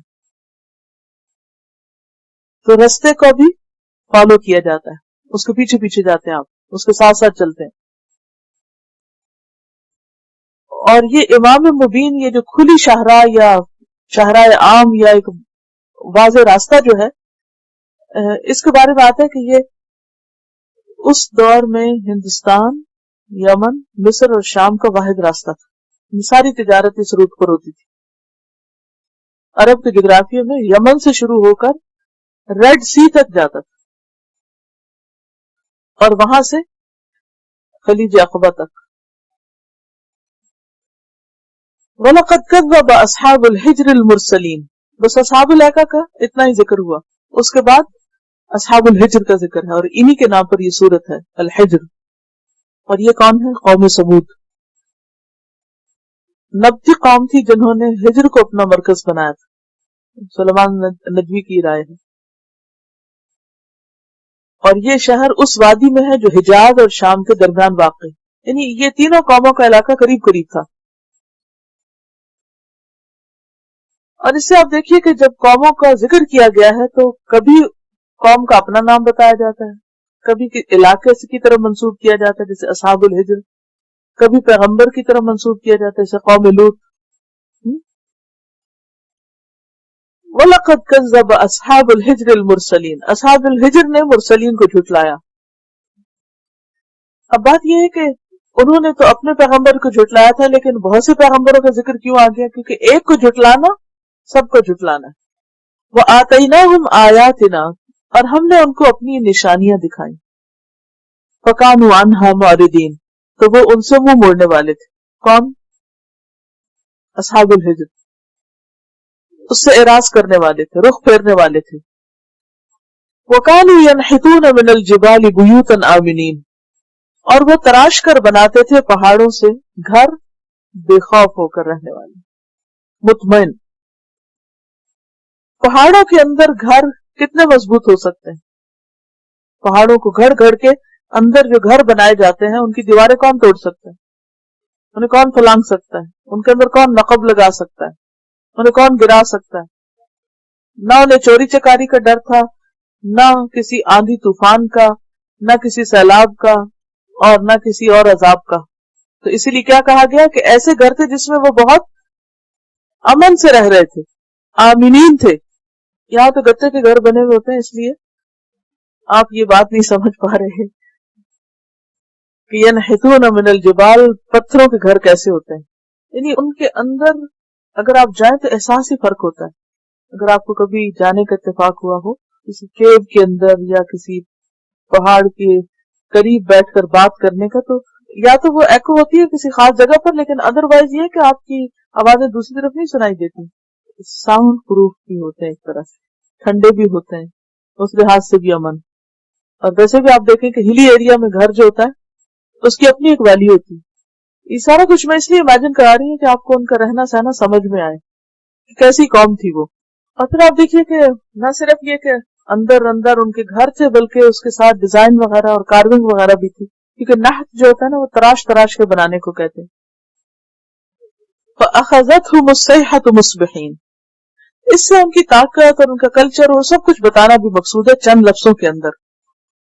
फिर आप देखिए कि पत्थर तोड़ना और फिर उसको घड़ना, फिर उसको खास शेप में घड़ना, और फिर पूरा पूरा घर उसके अंदर बनाना। एक तो ये ना कि पत्थर ला के जोड़ तोड़ के आप दीवारें खड़ी कर दो तो बहुत आसान है, लेकिन पहाड़ को खोद खोद के अंदर से रहने के काबिल बनाना और फिर उसमें सारी सहूलतें मैसर करना बहुत मुश्किल काम है। इससे उनकी ताकत का अंदाजा होता है। और ताकत का अंदाजा करना क्यों जरूरी है? ताकि ये पता चले कि कितनी भी इंसान के पास ताकत हो, स्किल्स हो, کتنا بھی رچ کلچر ہو اس کا، لیکن اللہ کے عذاب سے اپنے آپ کو کوئی بچا نہیں سکتا. فَأَخَذَتْهُمُ الصَّيْحَةُ مُصْبِحِينَ، پکڑ لیا ان کو چیخ نے صبح کے وقت. صبح کا وقت عام طور پیچھے بھی آیا مشرقین یا مصبحین. صبح کا وقت کیوں امپورٹنٹ ہوتا ہے؟ کیا لاتا ہے صبح کا وقت؟ خوشی، نئی زندگی، فریشنس. لیکن ہر طرف سے انہوں نے اپنی حفاظت کی، آندھی سے، ہوا سے، طوفان سے، بارش سے، لیکن اللہ نے ان پہ عذاب ایسا بھیجا کہ انہیں خبر بھی نہ تھی. ایک چیخ سے ہلاک کر دیے گئے. 175 ڈیسیبلز کا شور انسان کی موت کا سبب بن جاتا ہے. یہ بہت بڑا دھماکہ انسان کا، اس سے ہارٹ فیل ہو جاتا ہے. تو اللہ تعالیٰ کے ہاتھ میں نا کہ اس چیخ کو، اس شور کو جتنا چاہے بڑھا دے. آپ کو یہ بھی معلوم ہوگا نا کہ بعض مجرموں کو ٹارچر دینے کے لیے خاص قسم کی آوازیں پروڈیوس کی جاتی ہیں، ساؤنڈز کے ذریعے عذاب دیا جاتا ہے. اور ویسے پہاڑوں کے اندر کی جو ایکو ہوتی ہے وہ عام آواز سے بھی زیادہ پھر شدید ہو جاتی ہے. فما اغنی عنہم ما کانوا یکسبون، تو نہ کام آئے ان کو جو وہ کمائی کیا کرتے تھے. مضبوط مکان، مال کی فراوانی، زرخیز زمینیں، کچھ بھی ان کے کام نہ آیا، سب کے سب تباہ و برباد ہو گئے. وما خلقنا السماوات والارض وما بینہما الا بالحق، وما خلقنا، اور نہیں پیدا کیا ہم نے، السماواتی آسمانوں کو، والارض اور زمین کو، وما بینہما اور جو کچھ ان دونوں کے درمیان ہے، یعنی آسمانوں اور زمین کے درمیان، الا بالحق، مگر حق کے ساتھ. کیا معنی ہے حق کے ساتھ کا؟ کہ حق کا لفظ جو ہے وہ حقیقت سے ہے، سچائی سے ہے. کسی بھی چیز کو جیسا ہونا چاہیے اور جو اس کے اندر فائدے یا مصلحتیں مقصود ہیں اس کے مطابق. گویا ہم نے آسمانوں اور زمین کو اور جو کچھ ان دونوں کے درمیان ہے ان سب کو اس طرح پیدا کیا جیسے پیدا کرنا چاہیے تھا. یعنی آسمان کو جیسا ہونا چاہیے تھا وہ ویسا ہی ہے، اس سے بہتر نہیں ہو سکتا تھا. اور زمین کو جو کچھ ہونا چاہیے تھا، جیسا ہونا چاہیے تھا، وہ ویسی ہی ہے، اس سے بہتر کوئی اور نہیں بنا سکتا. اور اسی طرح ان کے بیچ میں جو بھی چیزیں ہیں، خواہ وہ آسمان پہ ستارے اور سیارے ہیں گھومتے پھرتے، یا زمین پر گھومنے پھرنے والی مخلوق. کچھ چیزیں آسمان پہ گھومتی ہیں نا، کیا؟ سورج، چاند، ستارے. اور کچھ زمین پہ گھوم پھر رہی ہیں، کیا؟ انسان، جانور، چرند پرند. اگر زمین والے آسمان پہ گھومتے اور آسمان والے زمین پہ گھومتے تو ایسا ممکن تھا؟ نہیں. تو بالحق کا معنی کیا ہے؟ حقیقت کے مطابق، سچائی پر مبنی، یعنی ایز اٹ از، جیسا ہونا چاہیے تھا، جس کو جہاں ہونا چاہیے تھا، جس کو جتنا ہونا چاہیے تھا، جس کو جس کام کے لیے ہونا چاہیے تھا، وہ وہی کچھ کر رہا ہے. اور دوسرا معنی کیا؟ کہ ہر چیز اپنا مقصد پورا کر رہی ہے. اللہ نے آسمان کو جس مقصد کے لیے بنایا، آسمان وہ مقصد پورا کر رہا ہے. ستارے، سیارے اپنا اپنا مقصد پورا کر رہے ہیں. زمین پر پائی جانے والی مخلوق، اس میں سے ہر ایک چیز اپنا اپنا کام کر رہی ہے. چھوٹے سے چھوٹی چیز، بڑے سے بڑی چیز. ستارے، سیارے گھوم رہے ہیں، کبھی ایک لمحے کے لیے بھی رکے؟ کبھی انہوں نے اپنی گردش چھوڑی؟ کبھی سورج نے چمکنا چھوڑا؟ کبھی چاند نے اپنے نقشے کو بدلنا چھوڑا کہ آج کتنا چمکنا ہے؟ جو اللہ نے اس کے لیے منازل مقرر کی، قدرناہا منازل، وہ اس کے مطابق ہی چل رہا ہے. اسی طرح چیونٹی کے ذمے جو کام ہے وہ اپنے کام پورے کر رہی، پوری تندہی کے ساتھ، محنت کے ساتھ، ڈٹرمینیشن کے ساتھ. شہد کی مکھی کو جس کام کے لیے بنایا وہی کام کر رہی. وہ مسلسل کر رہی اور پوری محنت سے کر رہی. اسی طرح جو بے جان چیزیں ہیں جیسے لوہا چاندی، اسی طرح جلانے کے لیے آگ، ہوا، سمندر، درخت، پودے، پھل پھول، ہر ایک اپنے اپنے وجود کا مقصد پورا کر رہا ہے. تو بالحق کا معنی کیا ہے کہ ایک تو یہ کہ جیسا اس کو ہونا چاہیے ویسا ہی ہے، اور نمبر 2 جس مقصد کے لیے پیدا کیا وہ اس کو پورا کر رہا ہے. سورۃ صاد 27 میں آتا ہے وَمَا خَلَقْنَا السَّمَاءَ وَالْأَرْضَ وَمَا بَيْنَهُمَا بَاطِلًا ذَلِكَ ظَنُّ الَّذِينَ كَفَرُوا فَوَيْلٌ لِّلَّذِينَ كَفَرُوا مِنَ النَّارِ. ہم نے آسمان اور زمین اور جو کچھ ان دونوں کے درمیان ہے اس کو باطل نہیں بنایا، بے مقصد نہیں بنایا. یہ تو گمان ہے ان لوگوں کا، خیال ہے ان لوگوں کا جنہوں نے کفر کیا. تو کفر کرنے والوں کے لیے آگ کی ہلاکت ہے، یعنی ان کا ٹھکانہ پھر آگ ہے. ان کی اس غلط سوچ، غلط عمل کا نتیجہ یہ انجام ہے. یعنی اگر کوئی یہ سمجھتا ہے کہ آسمان و زمین بس صرف ایک خوبصورتی کے لیے پیدا کیے گئے، یہ صرف انجوائے کرنے کے لیے ہیں کہ ہم زمین پر پائی جانے والی چیزوں سے صرف عیش و عشرت کے سامان حاصل کرتے رہیں، جیسا کہ بہت سے لوگ زمین کو اسی طرح یا زمین کے اوپر پائی جانے والی جتنی بھی اللہ کی تخلیق ہے اس کو ابیوز کر رہے ہیں. انوائرمنٹ جس طرح سفر کر رہی ہے، کس چیز کا نتیجہ ہے کہ ان چیزوں کو ان کا حق نہیں دیا گیا. جس کام کے لیے وہ بنائی گئی ان کو اس کام سے اٹھا کے کسی اور کام لگا دیا گیا. درخت صرف اس لیے تھوڑی بنائے گئے تھے کہ ہم ان سے ٹیشو پیپر بنا بنا کے ٹوائلٹ میں پھینکتے رہیں. ان کا کچھ اور مقصد بھی تھا. پانی اس لیے نہیں اللہ نے پیدا کیا کہ ہم بس ٹیپ کھول کے کھڑے ہو جائیں یا بڑے بڑے ٹب بھر کے اس میں ہم خود کو ریلیکس کرتے رہیں. یا اسی طرح اور بھی چیزیں، کتنی بے شمار اللہ کی بنائی ہوئی نعمتیں ہیں جن کو انسان کیا کر رہا ہے، مس یوز کر رہا ہے. کیوں مس یوز کر رہا ہے؟ اپنی خواہشات کو پورا کرنے کے لیے، اپنے لیے عیش و عشرت کے سامان تیار کرنے کے لیے. نتیجہ کون بھگت رہا ہے؟ خود انسان.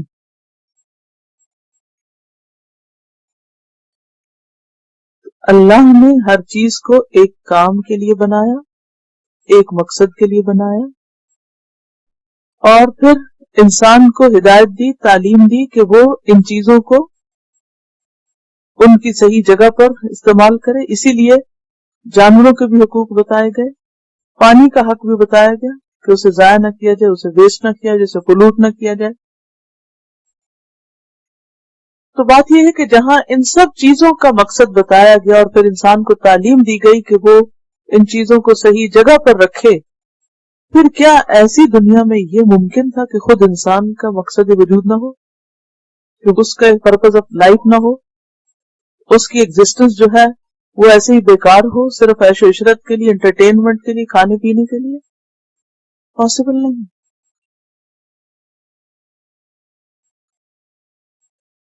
سورۃ الدخان 38-39 میں اللہ تعالیٰ فرماتے ہیں وَمَا خَلَقْنَا السَّمَاوَاتِ وَالْأَرْضَ وَمَا بَيْنَهُمَا لَاعِبِينَ.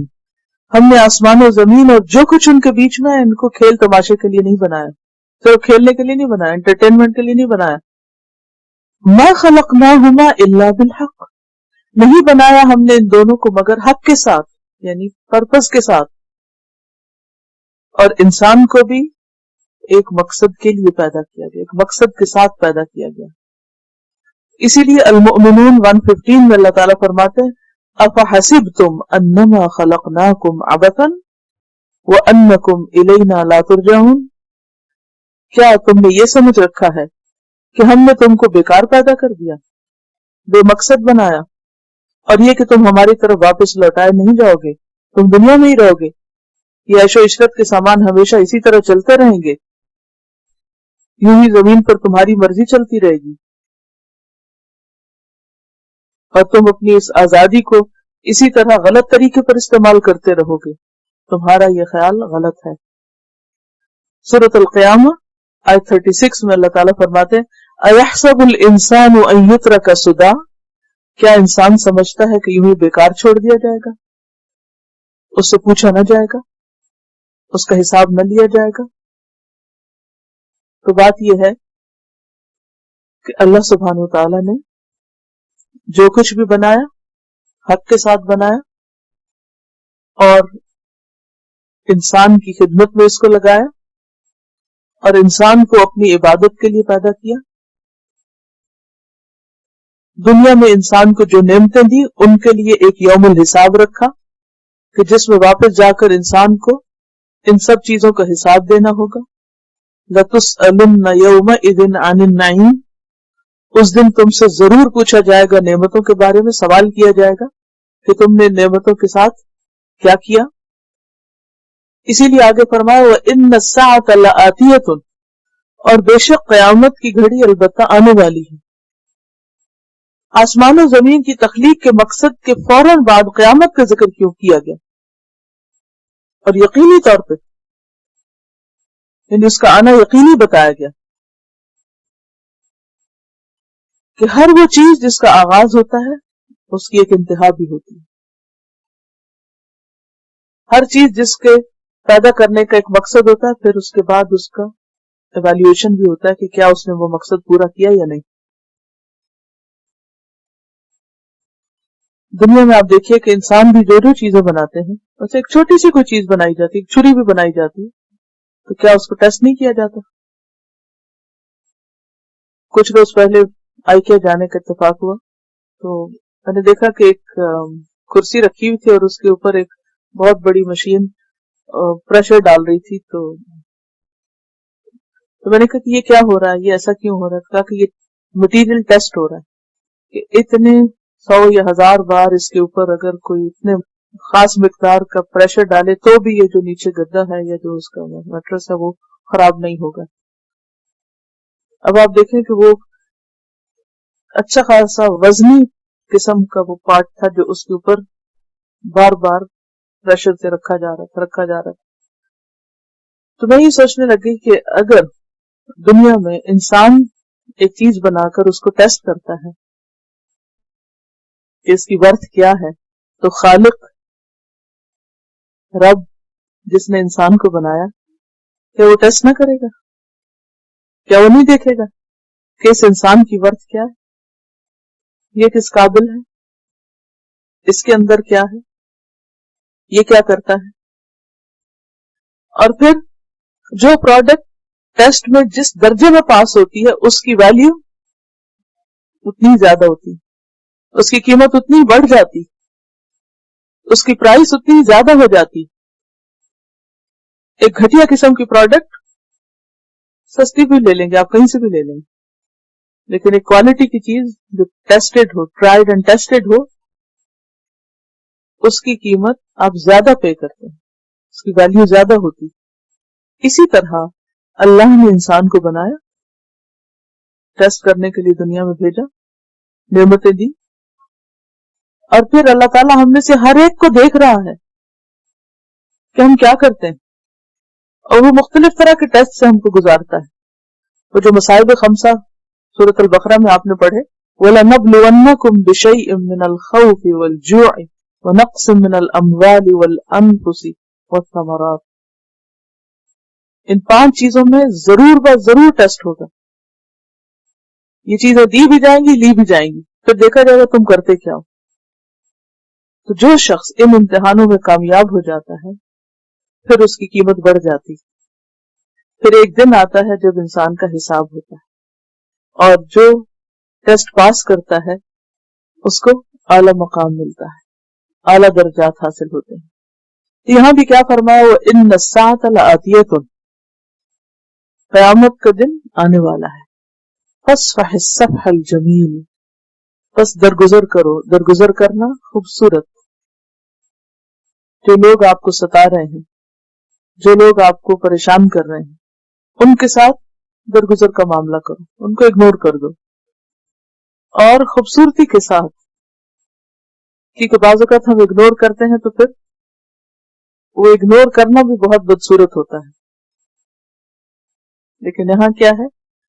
الصفح الجمیل، کہ ان کی غلطیاں، ان کی حماقتیں، ان کی زیادتیاں، ان کے ظلم، ان سب کو خوبصورتی کے ساتھ برداشت کر جاؤ، خصوصاً جو دین کے راستے میں ٹیسٹ آئیں. سورت مکی ہے اور مکہ والوں کو خبردار کیا جا رہا ہے کہ دیکھو جو کچھ تم پیغمبر کے ساتھ کر رہے ہو اس کا انجام تمہیں دیکھنا ہوگا، قیامت آنے والی ہے. اور پیغمبر کو کہا جا رہا ہے کہ آپ ان کی حرکتوں پر صبر کریں اور ان کے ساتھ آخر دم تک اچھا معاملہ رکھیں. اور الصفح الجمیل ایسا صفح ہوتا ہے یا ایسا درگزر ہوتا ہے کہ جس میں غم اور تردد یا شکوہ شکایت نہ ہو، یعنی غم بھی بلا دے ان کا اور شکوہ بھی نہ کریں. کس کس کے لیے پاسبل ہے اس درجے کا ٹیسٹ میں پاس ہونا؟ کہ کوئی آپ کو ہرٹ کرے، کوئی آپ کو ستائے، آپ پر زیادتی کرے، انتہائی اللاجیکل اور غیر عقلی قسم کی بات کرے، اور پھر آپ جواب میں اس کو معاف کر دیں، اور پھر اپنے دل پہ بھی کوئی غم نہ لیں، بھلا دیں اس کو، کیونکہ اگر غم لے کے بیٹھ گئے تو کام کچھ نہیں کر سکتے. اور اس کے بعد شکوہ شکایت میں نہ اس سے نہ کسی اور سے. کیوں؟ اس لیے کہ اللہ تو سب کچھ دیکھ رہا ہے. یہ ہے پیغمبرانہ اخلاق. اور جو شخص بھی دین کا کام کرنا چاہے اس کے اندر یہ اخلاق ہونا ضروری ہے. اور اگر یہ اخلاق نہ ہو اور انسان چھوٹی چھوٹی باتوں کو رائی کا پہاڑ بنا لے تو پھر انسانوں کی اصلاح کا کام نہیں ہو سکتا. ان ربک لہو الخلاق العلیم، بے شک تیرا رب البتہ وہ خلاق ہے، پیدا کرنے والا. ایک ہوتا ہے خالق، کریٹر، اور ایک ہے خلاق، ماہر پیدا کرنے والا. یعنی مبالغے کا صیغہ ہے فعال کے وزن پر. العلیم، بہت زیادہ جاننے والا. یعنی اس نے اپنی تخلیق میں کوئی امیٹیشن نہیں کی اور کسی سے مدد نہیں لی، خود ہی سب کچھ بنایا. سب کچھ وہ جانتا ہے کہ اس نے کیا بنایا، کیوں بنایا، اور اس کا انجام کیا ہونا چاہیے.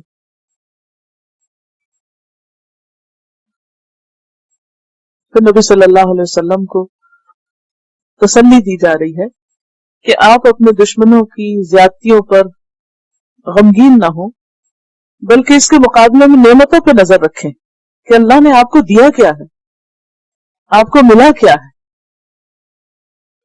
کیونکہ جب انسان اپنی ملنے والی نعمتوں کو دیکھتا ہے تو اس کو نہ ملنے والی چیزوں کا غم بھول جاتا ہے، اور یہی طریقہ ہے غم بھلانے کا. وَلَقَدْ آتَيْنَاكَ سَبْعًا مِنَ الْمَثَانِي وَالْقُرْآنَ الْعَظِيمِ. وَلَقَدْ، اور البتہ تحقیق، آتَيْنَاكَ، دی ہم نے آپ کو، یعنی محمد صلی اللہ علیہ وسلم کو، کیا؟ سبعن، سات، 7، من المثانی، دہرائی جانے والی، 7 بار بار دہرائی جانے والی یعنی آیات، والقرآن العظیم، اور عظیم قرآن، قرآن مجید. یعنی آپ کے دشمنوں کے پاس، آپ کے مخالفین کے پاس ہر طرح کی مادی قوتیں تھیں، دنیاوی رونقیں تھیں. اس کے مقابلے میں آپ کو جو ملا وہ بظاہر دنیاوی اعتبار سے کوئی رونق والی چیز نہیں تھی، بلکہ اس کی وجہ سے آپ پر بہت مشکلات بھی آ رہی تھی.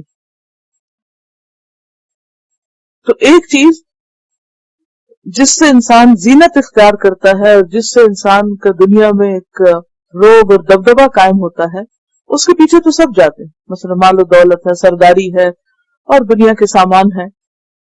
لیکن اس کے مقابلے میں قرآن کا پڑھنا اور پڑھانا اور قرآن کا پہنچانا، بظاہر تو اس میں کوئی اٹریکشن نہیں. بہت سے لوگ قرآن پڑھتے ہوئے شرماتے ہیں، بہت سے پڑھاتے ہوئے شرماتے ہیں، اور بہت سے لوگ جو پڑھ رہے ہوں ان کو کہتے ہیں اچھا اور کوئی کام نہیں تھا بس یہ پڑھنے لگ گئے. یعنی اس کے پڑھنے کو اور اس کے جاننے کو کوئی اہمیت بھی نہیں دیتے. تو ایسے لوگوں کے بیچ میں جو قرآن کو اہمیت ہی نہ دیتے ہوں، یہ کہنا کہ اللہ نے تجھے یہ عطا کیا ہے، بظاہر سمجھ میں آنے والی بات نہیں لگتی، لیکن حقیقت یہ ہے کہ جو کچھ سرداران قریش کو ملا تھا وہ سب ختم ہو گیا، اور جو کچھ آپ کو ملا وہ باقی ہے۔ جو کچھ ان کو ملا اس سے تو ان کی بھی تقدیر نہیں بدلتی تھی، اور جو کچھ آپ کو ملا اس سے نہ صرف یہ کہ اہل عرب بلکہ جو جو اس پر ایمان لایا ان سب کی تقدیر بدل گئی، دنیا کا نقشہ بدل گیا۔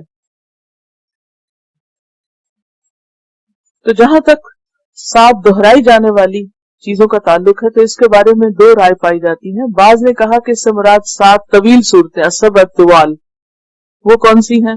البقرہ، آل عمران، النساء، المائدہ، الانعام، الاعراف اور التوبہ۔ لیکن بعض نے کہا کہ اس سے مراد صورتیں نہیں بلکہ آیات ہیں سورۃ الفاتحہ کی۔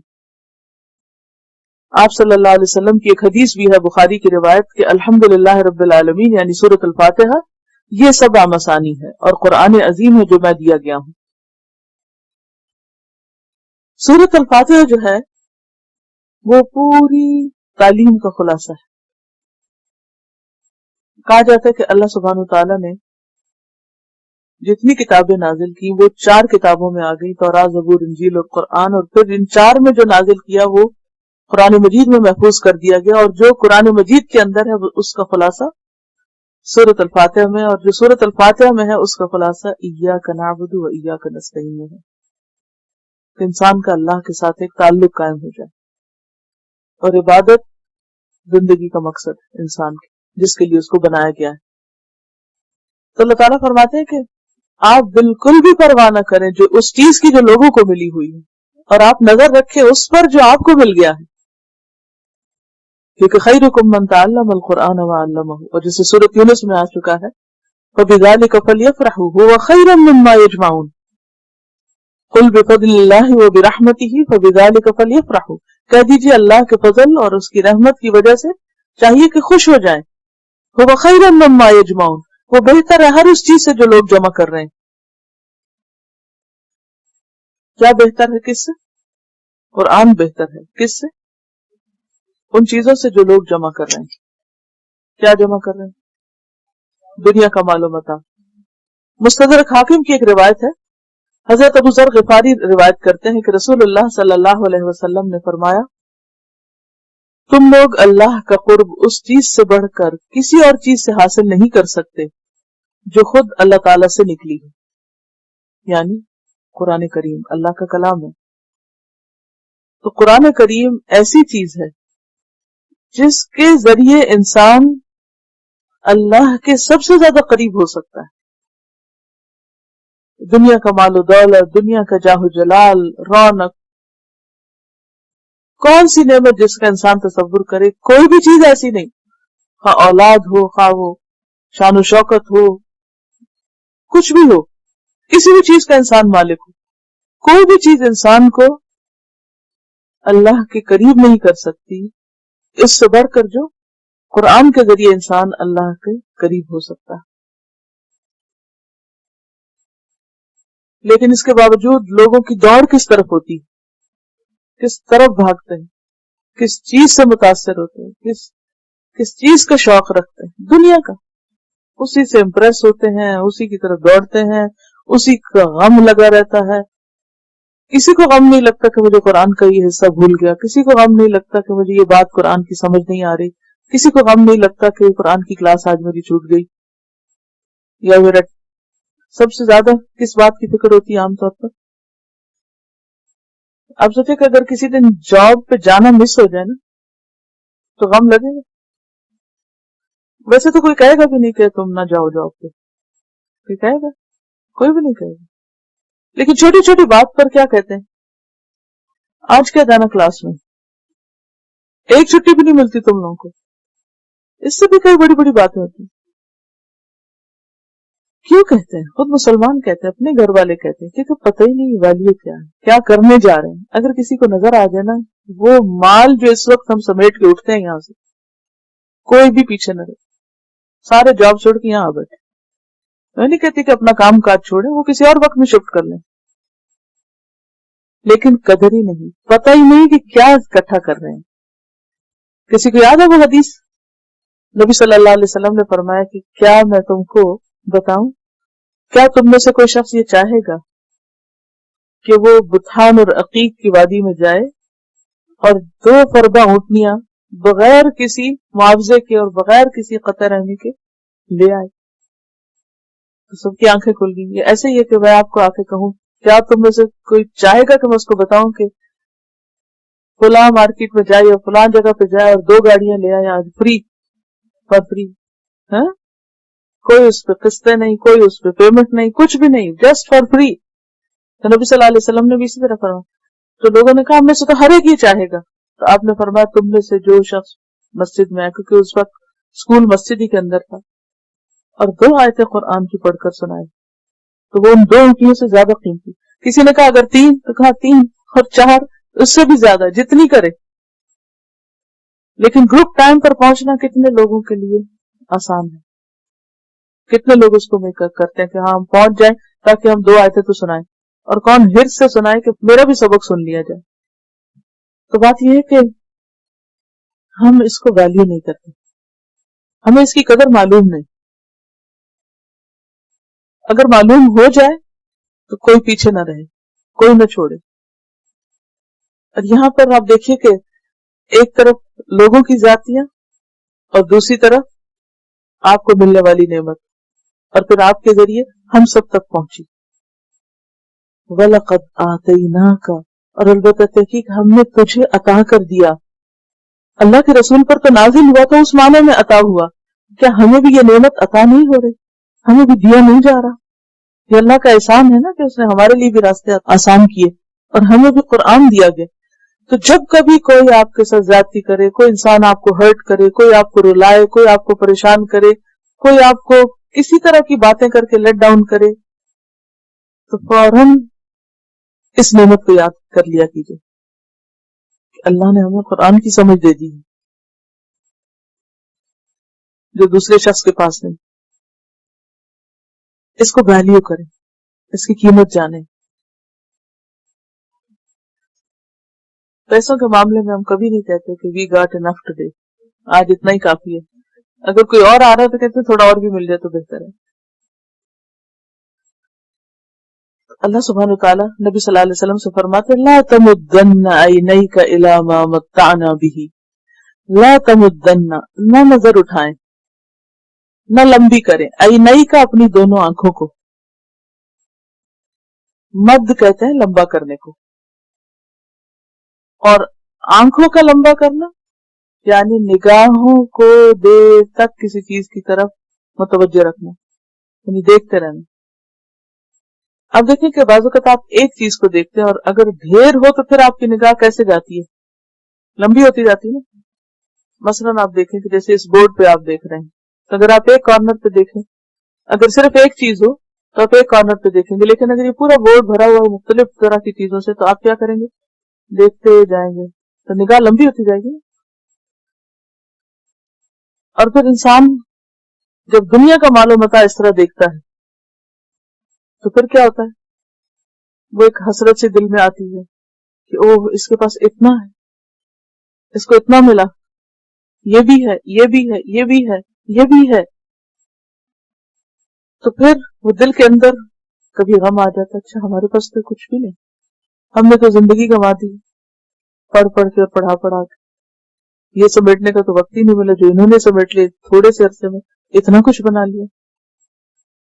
اللہ سبحانہ تعالیٰ نبی صلی اللہ علیہ وسلم سے فرما رہے ہیں آپ اپنی نگاہوں کو طول نہ دیں، آپ اپنی نگاہیں مت ڈالیں ان چیزوں کی طرف جو ہم نے دنیا کا مال و متاع ان لوگوں کو دے رکھا ہے. ان کے مال و متاع کو نظر بھر کے بھی نہ دیکھیں، اس مال کی تمنا بھی نہ کریں جو ان لوگوں کو ملی ہے. جیسے آپ ڈرائیو کر رہے ہوتے ہیں نا تو پھر بڑے گھر ہوتے ہیں یا ان کے ساتھ اگر فارم ہاؤسز ہوں اور لینڈ بھی ہو اور فلارز بھی ہوں تو پھر کیا ہوتا ہے؟ گاڑی کہیں جا رہی تھی اور آپ کی نگاہیں اسی کو دیکھے چلے جا رہی ہوتی ہیں نا، دیر تک دیکھتے رہتے ہیں. یا اگر کوئی تصویر ہو تو اور بھی اس کو غور سے دیکھے چلے جاتے ہیں. تو وہ جو ہے نا دیر تک دیکھنا، آنکھ بھر کے دیکھنا، اور پھر ایک حسرت کی نگاہ سے دیکھنا، اور پھر اس کی تمنا بھی کرنے لگنا کہ ہاں میرے پاس بھی. یہ سارے معنی آتے ہیں تمدن عینیک، اور دونوں آنکھوں سے دیکھنا.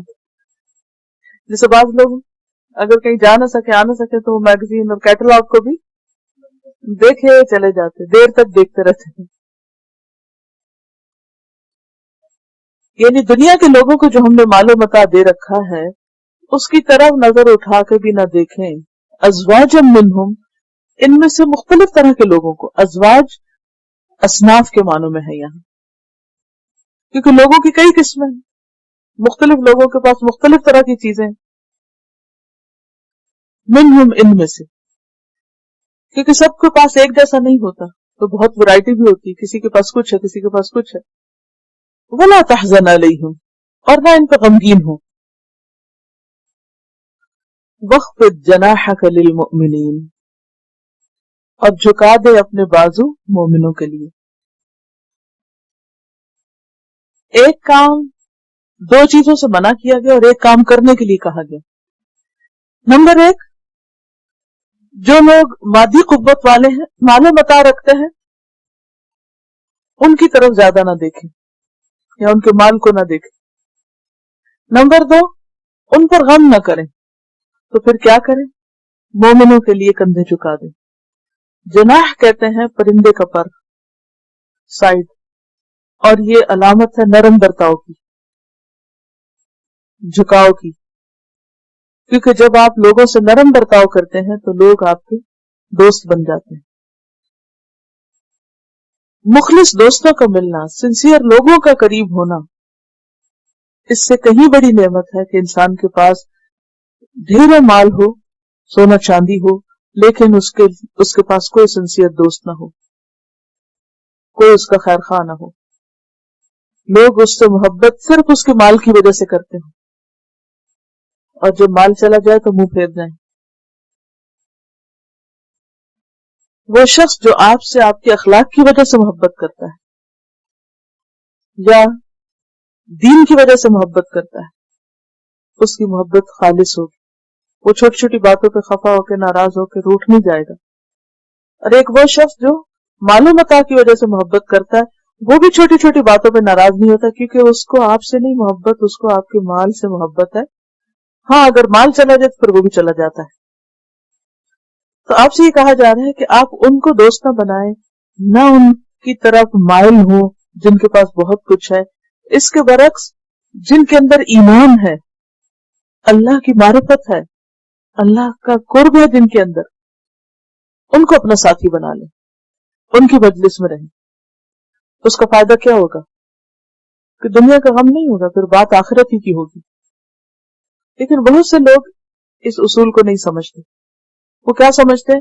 اگر ہمارا تعلق کسی مالدار سے ہوگا اور پھر ہمیں اگر ضرورت پڑ گئی اور ہم پر کوئی مشکل آ گئی تو پھر دوستی کام آ جائے گی اور وہ ہمیں سپورٹ کرے گا. لیکن کتنی دفعہ ایسا ہوتا ہے؟ کتنے مالدار ضرورت کے وقت غریبوں کے پھر کام بھی آتے ہیں؟ Very rare.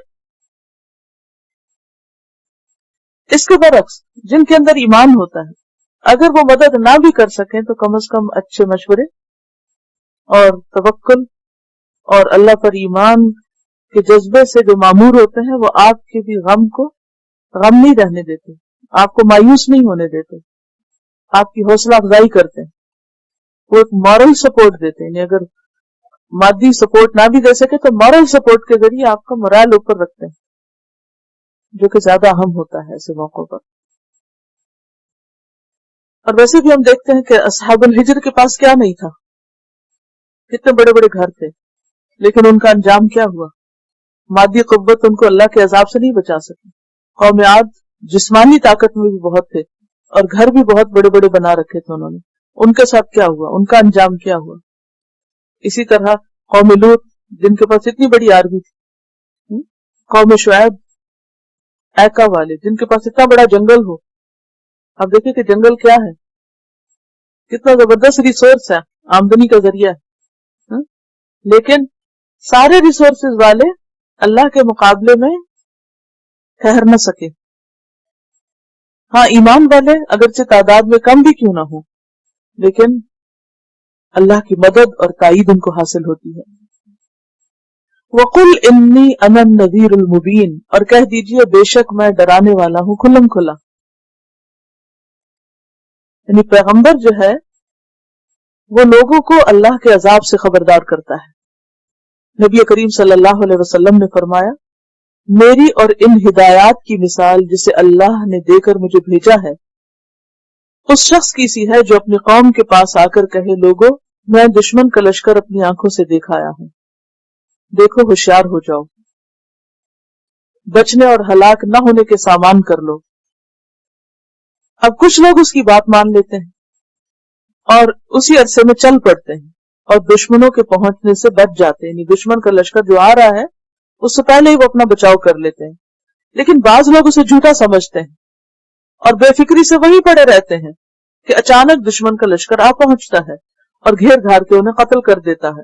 بس یہ ہے مثال میرے ماننے والوں کی اور نہ ماننے والوں کی۔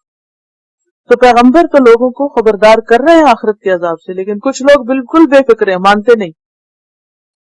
تو کیا ہوگا؟ موت آ جائے گی، دبوچ لے گی اور وہ مصیبت میں پڑ گئے۔ اور کچھ لوگ اپنا بندوبست کرنے کے لیے اٹھ کے کچھ کرنے لگ جاتے ہیں۔ کما انزلنا علی المقتسمین، جیسا کہ اتارا ہم نے بانٹ لینے والوں پر۔ مقتسمین، قاف سین میم اس کا روٹ ہے۔ اس کا ایک معنی ہے تقسیم کرنے والے، دوسرا معنی ہے قسمیں کھانے والے۔ اس سے مراد کون لوگ ہیں؟ ایک وہ لوگ جو دین کو تقسیم کرنے والے، یعنی بعض باتوں کو مانتے اور بعض کو نہیں مانتے، وہ جنہوں نے فرقے بنا لیے۔ دوسرے وہ جو قسمیں کھاتے ہیں۔ کس بات کی قسمیں؟ جیسے ایک جگہ پر آتا ہے وَأَقْسَمُوا بِاللَّهِ جَهْدَ أَيْمَانِهِمْ، انہوں نے قسمیں کھائیں اللہ کے نام کی پکی قسمیں، یعنی پیغمبر کی مخالفت پر۔ ایک اور جگہ پر آتا ہے وَلَمْ تَكُونُوا أَقْسَمْتُم مِّن قَبْلُ، اس سے پہلے کیا تم قسمیں نہیں کھاتے تھے؟ پھر قوم صالح نے صالح علیہ السلام کو ہلاک کرنے کے لیے قسمیں کھائیں۔ خود نبی صلی اللہ علیہ وسلم کے خلاف سازش کرنے والوں نے قسمیں کھائیں کہ آج کی رات تو اب ہم ان کو ختم کر ہی دیں گے۔ الذین جعلوا القرآن عزین، وہ لوگ جنہوں نے قرآن کو بانٹ دیا، ٹکڑے ٹکڑے کر دیا۔ عزین کا لفظ عضو سے ہے، عین ضاد واو، عضو۔ عضو کس کو کہتے ہیں؟ عضو پارٹ آف باڈی، بدن کا ٹکڑا، بدن کا ایک حصہ، جیسے انگلی ایک عضو ہے، ہاتھ ہے، یعنی جتنے باڈی پارٹس ہیں نا وہ کیا کہلاتے ہیں؟ اعضاء۔ کبھی پڑھا؟ اس کا سنگولر ہے عضو۔ تو عزین ہے ٹکڑے ٹکڑے کرنے والے، یعنی پارٹس میں بانٹنے والے۔ عزت ان کی جمع ہے، پارا پارا، ٹکڑے ٹکڑے۔ اشارہ ہے تورات اور انجیل کے ماننے والوں کی طرف۔ اللہ تعالیٰ فرماتے ہیں کہ کچھ لوگ ایسے ہیں کہ جنہوں نے پیغمبر کی بات سن کر، جیسے پہلے کہا نا کہ وہ پیغمبر ڈرانے والا ہے، لیکن کچھ لوگ پیغمبر کی بات سن کر کیا کرتے ہیں؟ مان جاتے اور کچھ نہیں مانتے، اور وہ مخالفت پر تل جاتے ہیں۔ اور جو اللہ کی طرف سے کتاب آئی اس کے کچھ حصے کو مانتے اور کچھ کو نہیں مانتے۔ پھر یہ کہ قسم قسم کے خیالات رکھتے ہیں، کوئی آپ کو شاعر کہتا ہے، کوئی ساحر کہتا ہے۔ تو ان تمام لوگوں کی مجموعی حالت بتائی جا رہی ہے۔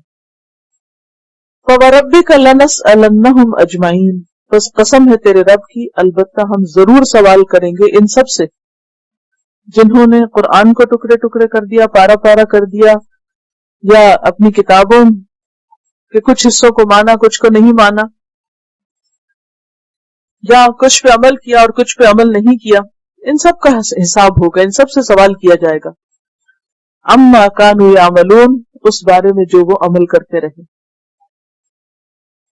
قیامت کے دن پیغمبروں کی مخالفت کرنے والے اور کتابوں کو اپنی مرضی سے تقسیم کرنے والے، ان سب لوگوں کا حساب ہوگا۔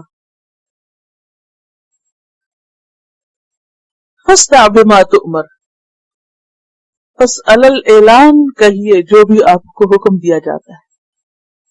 صاد دال عین، کسی کام کو کر گزرنا، کھول کر بتانا۔ تکلیف سہ کے کام کرنا. بما تو عمر جو حکم دیا جاتا ہے، یعنی جو تم حکم دیے جاتے ہو، یعنی اللہ کی طرف سے جو وحی آ رہی ہے اس کو آپ علل اعلان اب بیان کیجئے. وَأَعْرِضْ عَنِ الْمُشْرِكِينَ، اور مشرکین سے اعراض برتیے، کنارہ کشی کر لیجئے. جیسا کہ آپ جانتے ہیں کہ اسلام کے آغاز میں جب مخالفت ہوئی تو نبی صلی اللہ علیہ وسلم اوپنلی لوگوں کو دعویٰ کا کام نہیں کرتے تھے. حکمت کے تحت عبداللہ بن مسعود سے روایت ہے کہ نبی صلی اللہ علیہ وسلم چھپ چھپ کر دین کی دعوت دیتے، کیونکہ مخالفت بہت شدید تھی. حتیٰ کہ جب یہ آیت نازل ہوئی تو آپ نے اور صحابہ نے باہر نکل کر کھلم کھلا دین کی تبلیغ شروع کر دی. اس پر کیا ہوا؟ حضرت ابوبکر صدیق کے ساتھ کیا ہوا؟ بہت مارا گیا تھا ان کو. اسی طرح اور بھی لوگوں نے بہت سختیاں اٹھائیں. نبی صلی اللہ علیہ وسلم جو آغاز میں خاموشی سے تبلیغ کر رہے تھے، اس آیت کا حکم آنے کے بعد پھر اوپنلی آپ نے پیغام پہنچانا شروع کر دیا. اِنَّا كَفَيْنَاكَ الْمُسْتَهْزِئِينَ، بے شک ہم آپ کی طرف سے کافی ہوں گے مذاق اڑانے والوں کو. یہ جو مذاق اڑا رہے ہیں ان کے مقابلے میں ہم آپ کو کافی ہیں.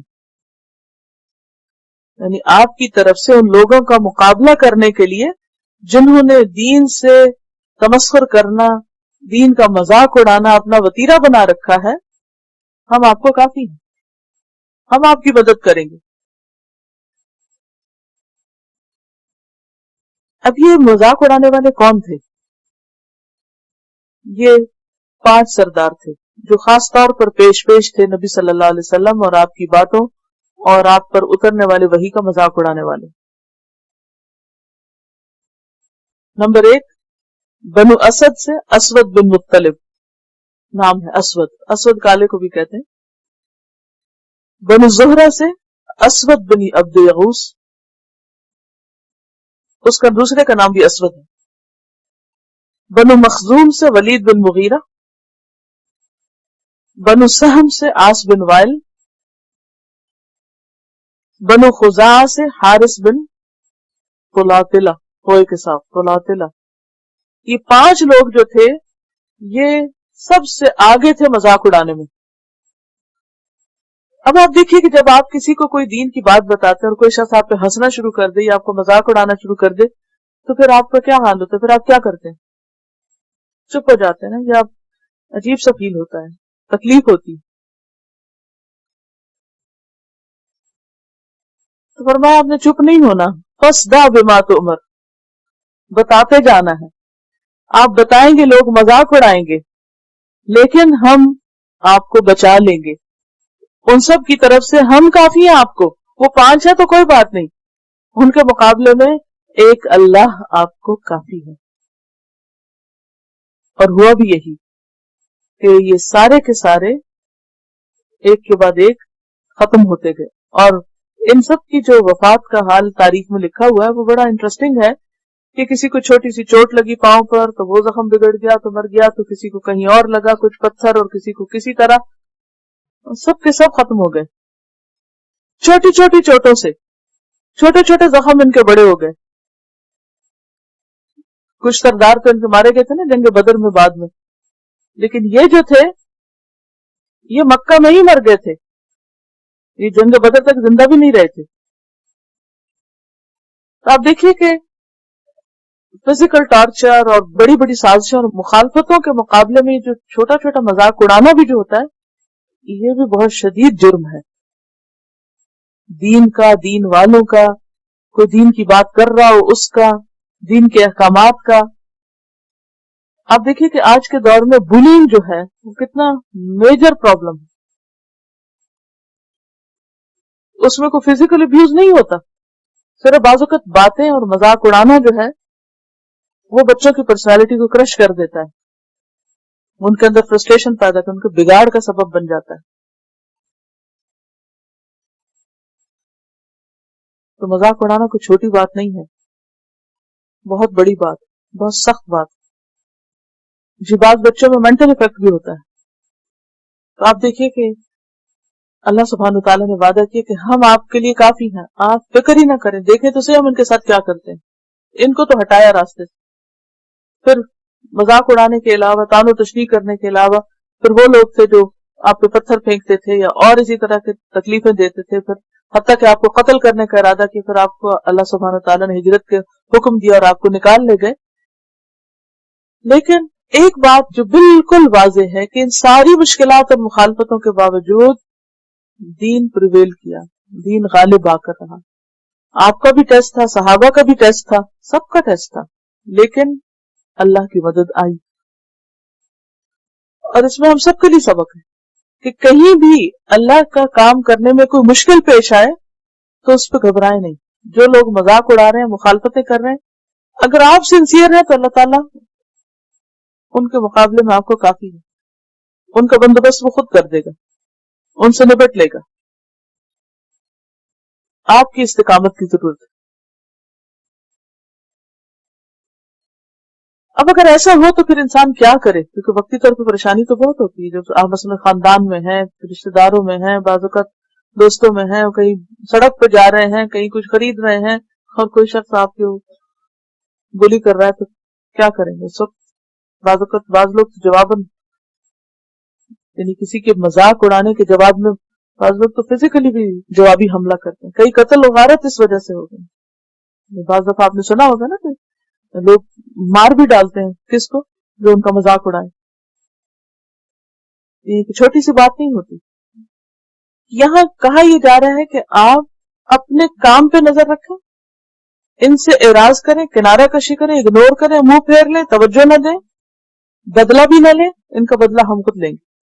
کون ہے یہ؟ الذین یجعلون مع اللہ الہا آخر، جنہوں نے اللہ کے ساتھ اور الہ بنا رکھے ہیں۔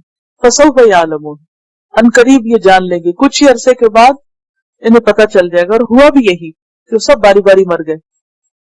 وَلَقَدْ نَعْلَمُ أَنَّكَ يَضِيقُ صَدْرُكَ بِمَا يَقُولُونَ، اور البتہ تحقیق ہم جانتے ہیں کہ بے شک آپ کا سینہ تنگ ہوتا ہے ان باتوں پر جو یہ کہتے ہیں، یعنی جو مذاق اڑاتے ہیں، یہ جو تانے دیتے ہیں آپ کو، ان کی باتوں سے آپ کا دل دکھتا ہے، یہ بھی ہمیں علم ہے۔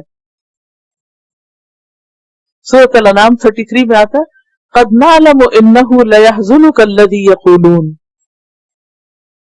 پھر ایسے میں کیا کرنا چاہیے؟ جب لوگ مذاق اڑائیں اور دل تنگ ہو اور پریشان ہو اور دل میں گھٹن ہو، گھبراہٹ ہو، انسان سے بولا نہ جائے، انسان وہ نہ کر سکے جو وہ کرنا چاہتا ہے، فَسَبِّحْ بِحَمْدِ رَبِّكَ، اپنے رب کی تعریف کے ساتھ اس کی تسبیح کیجیے۔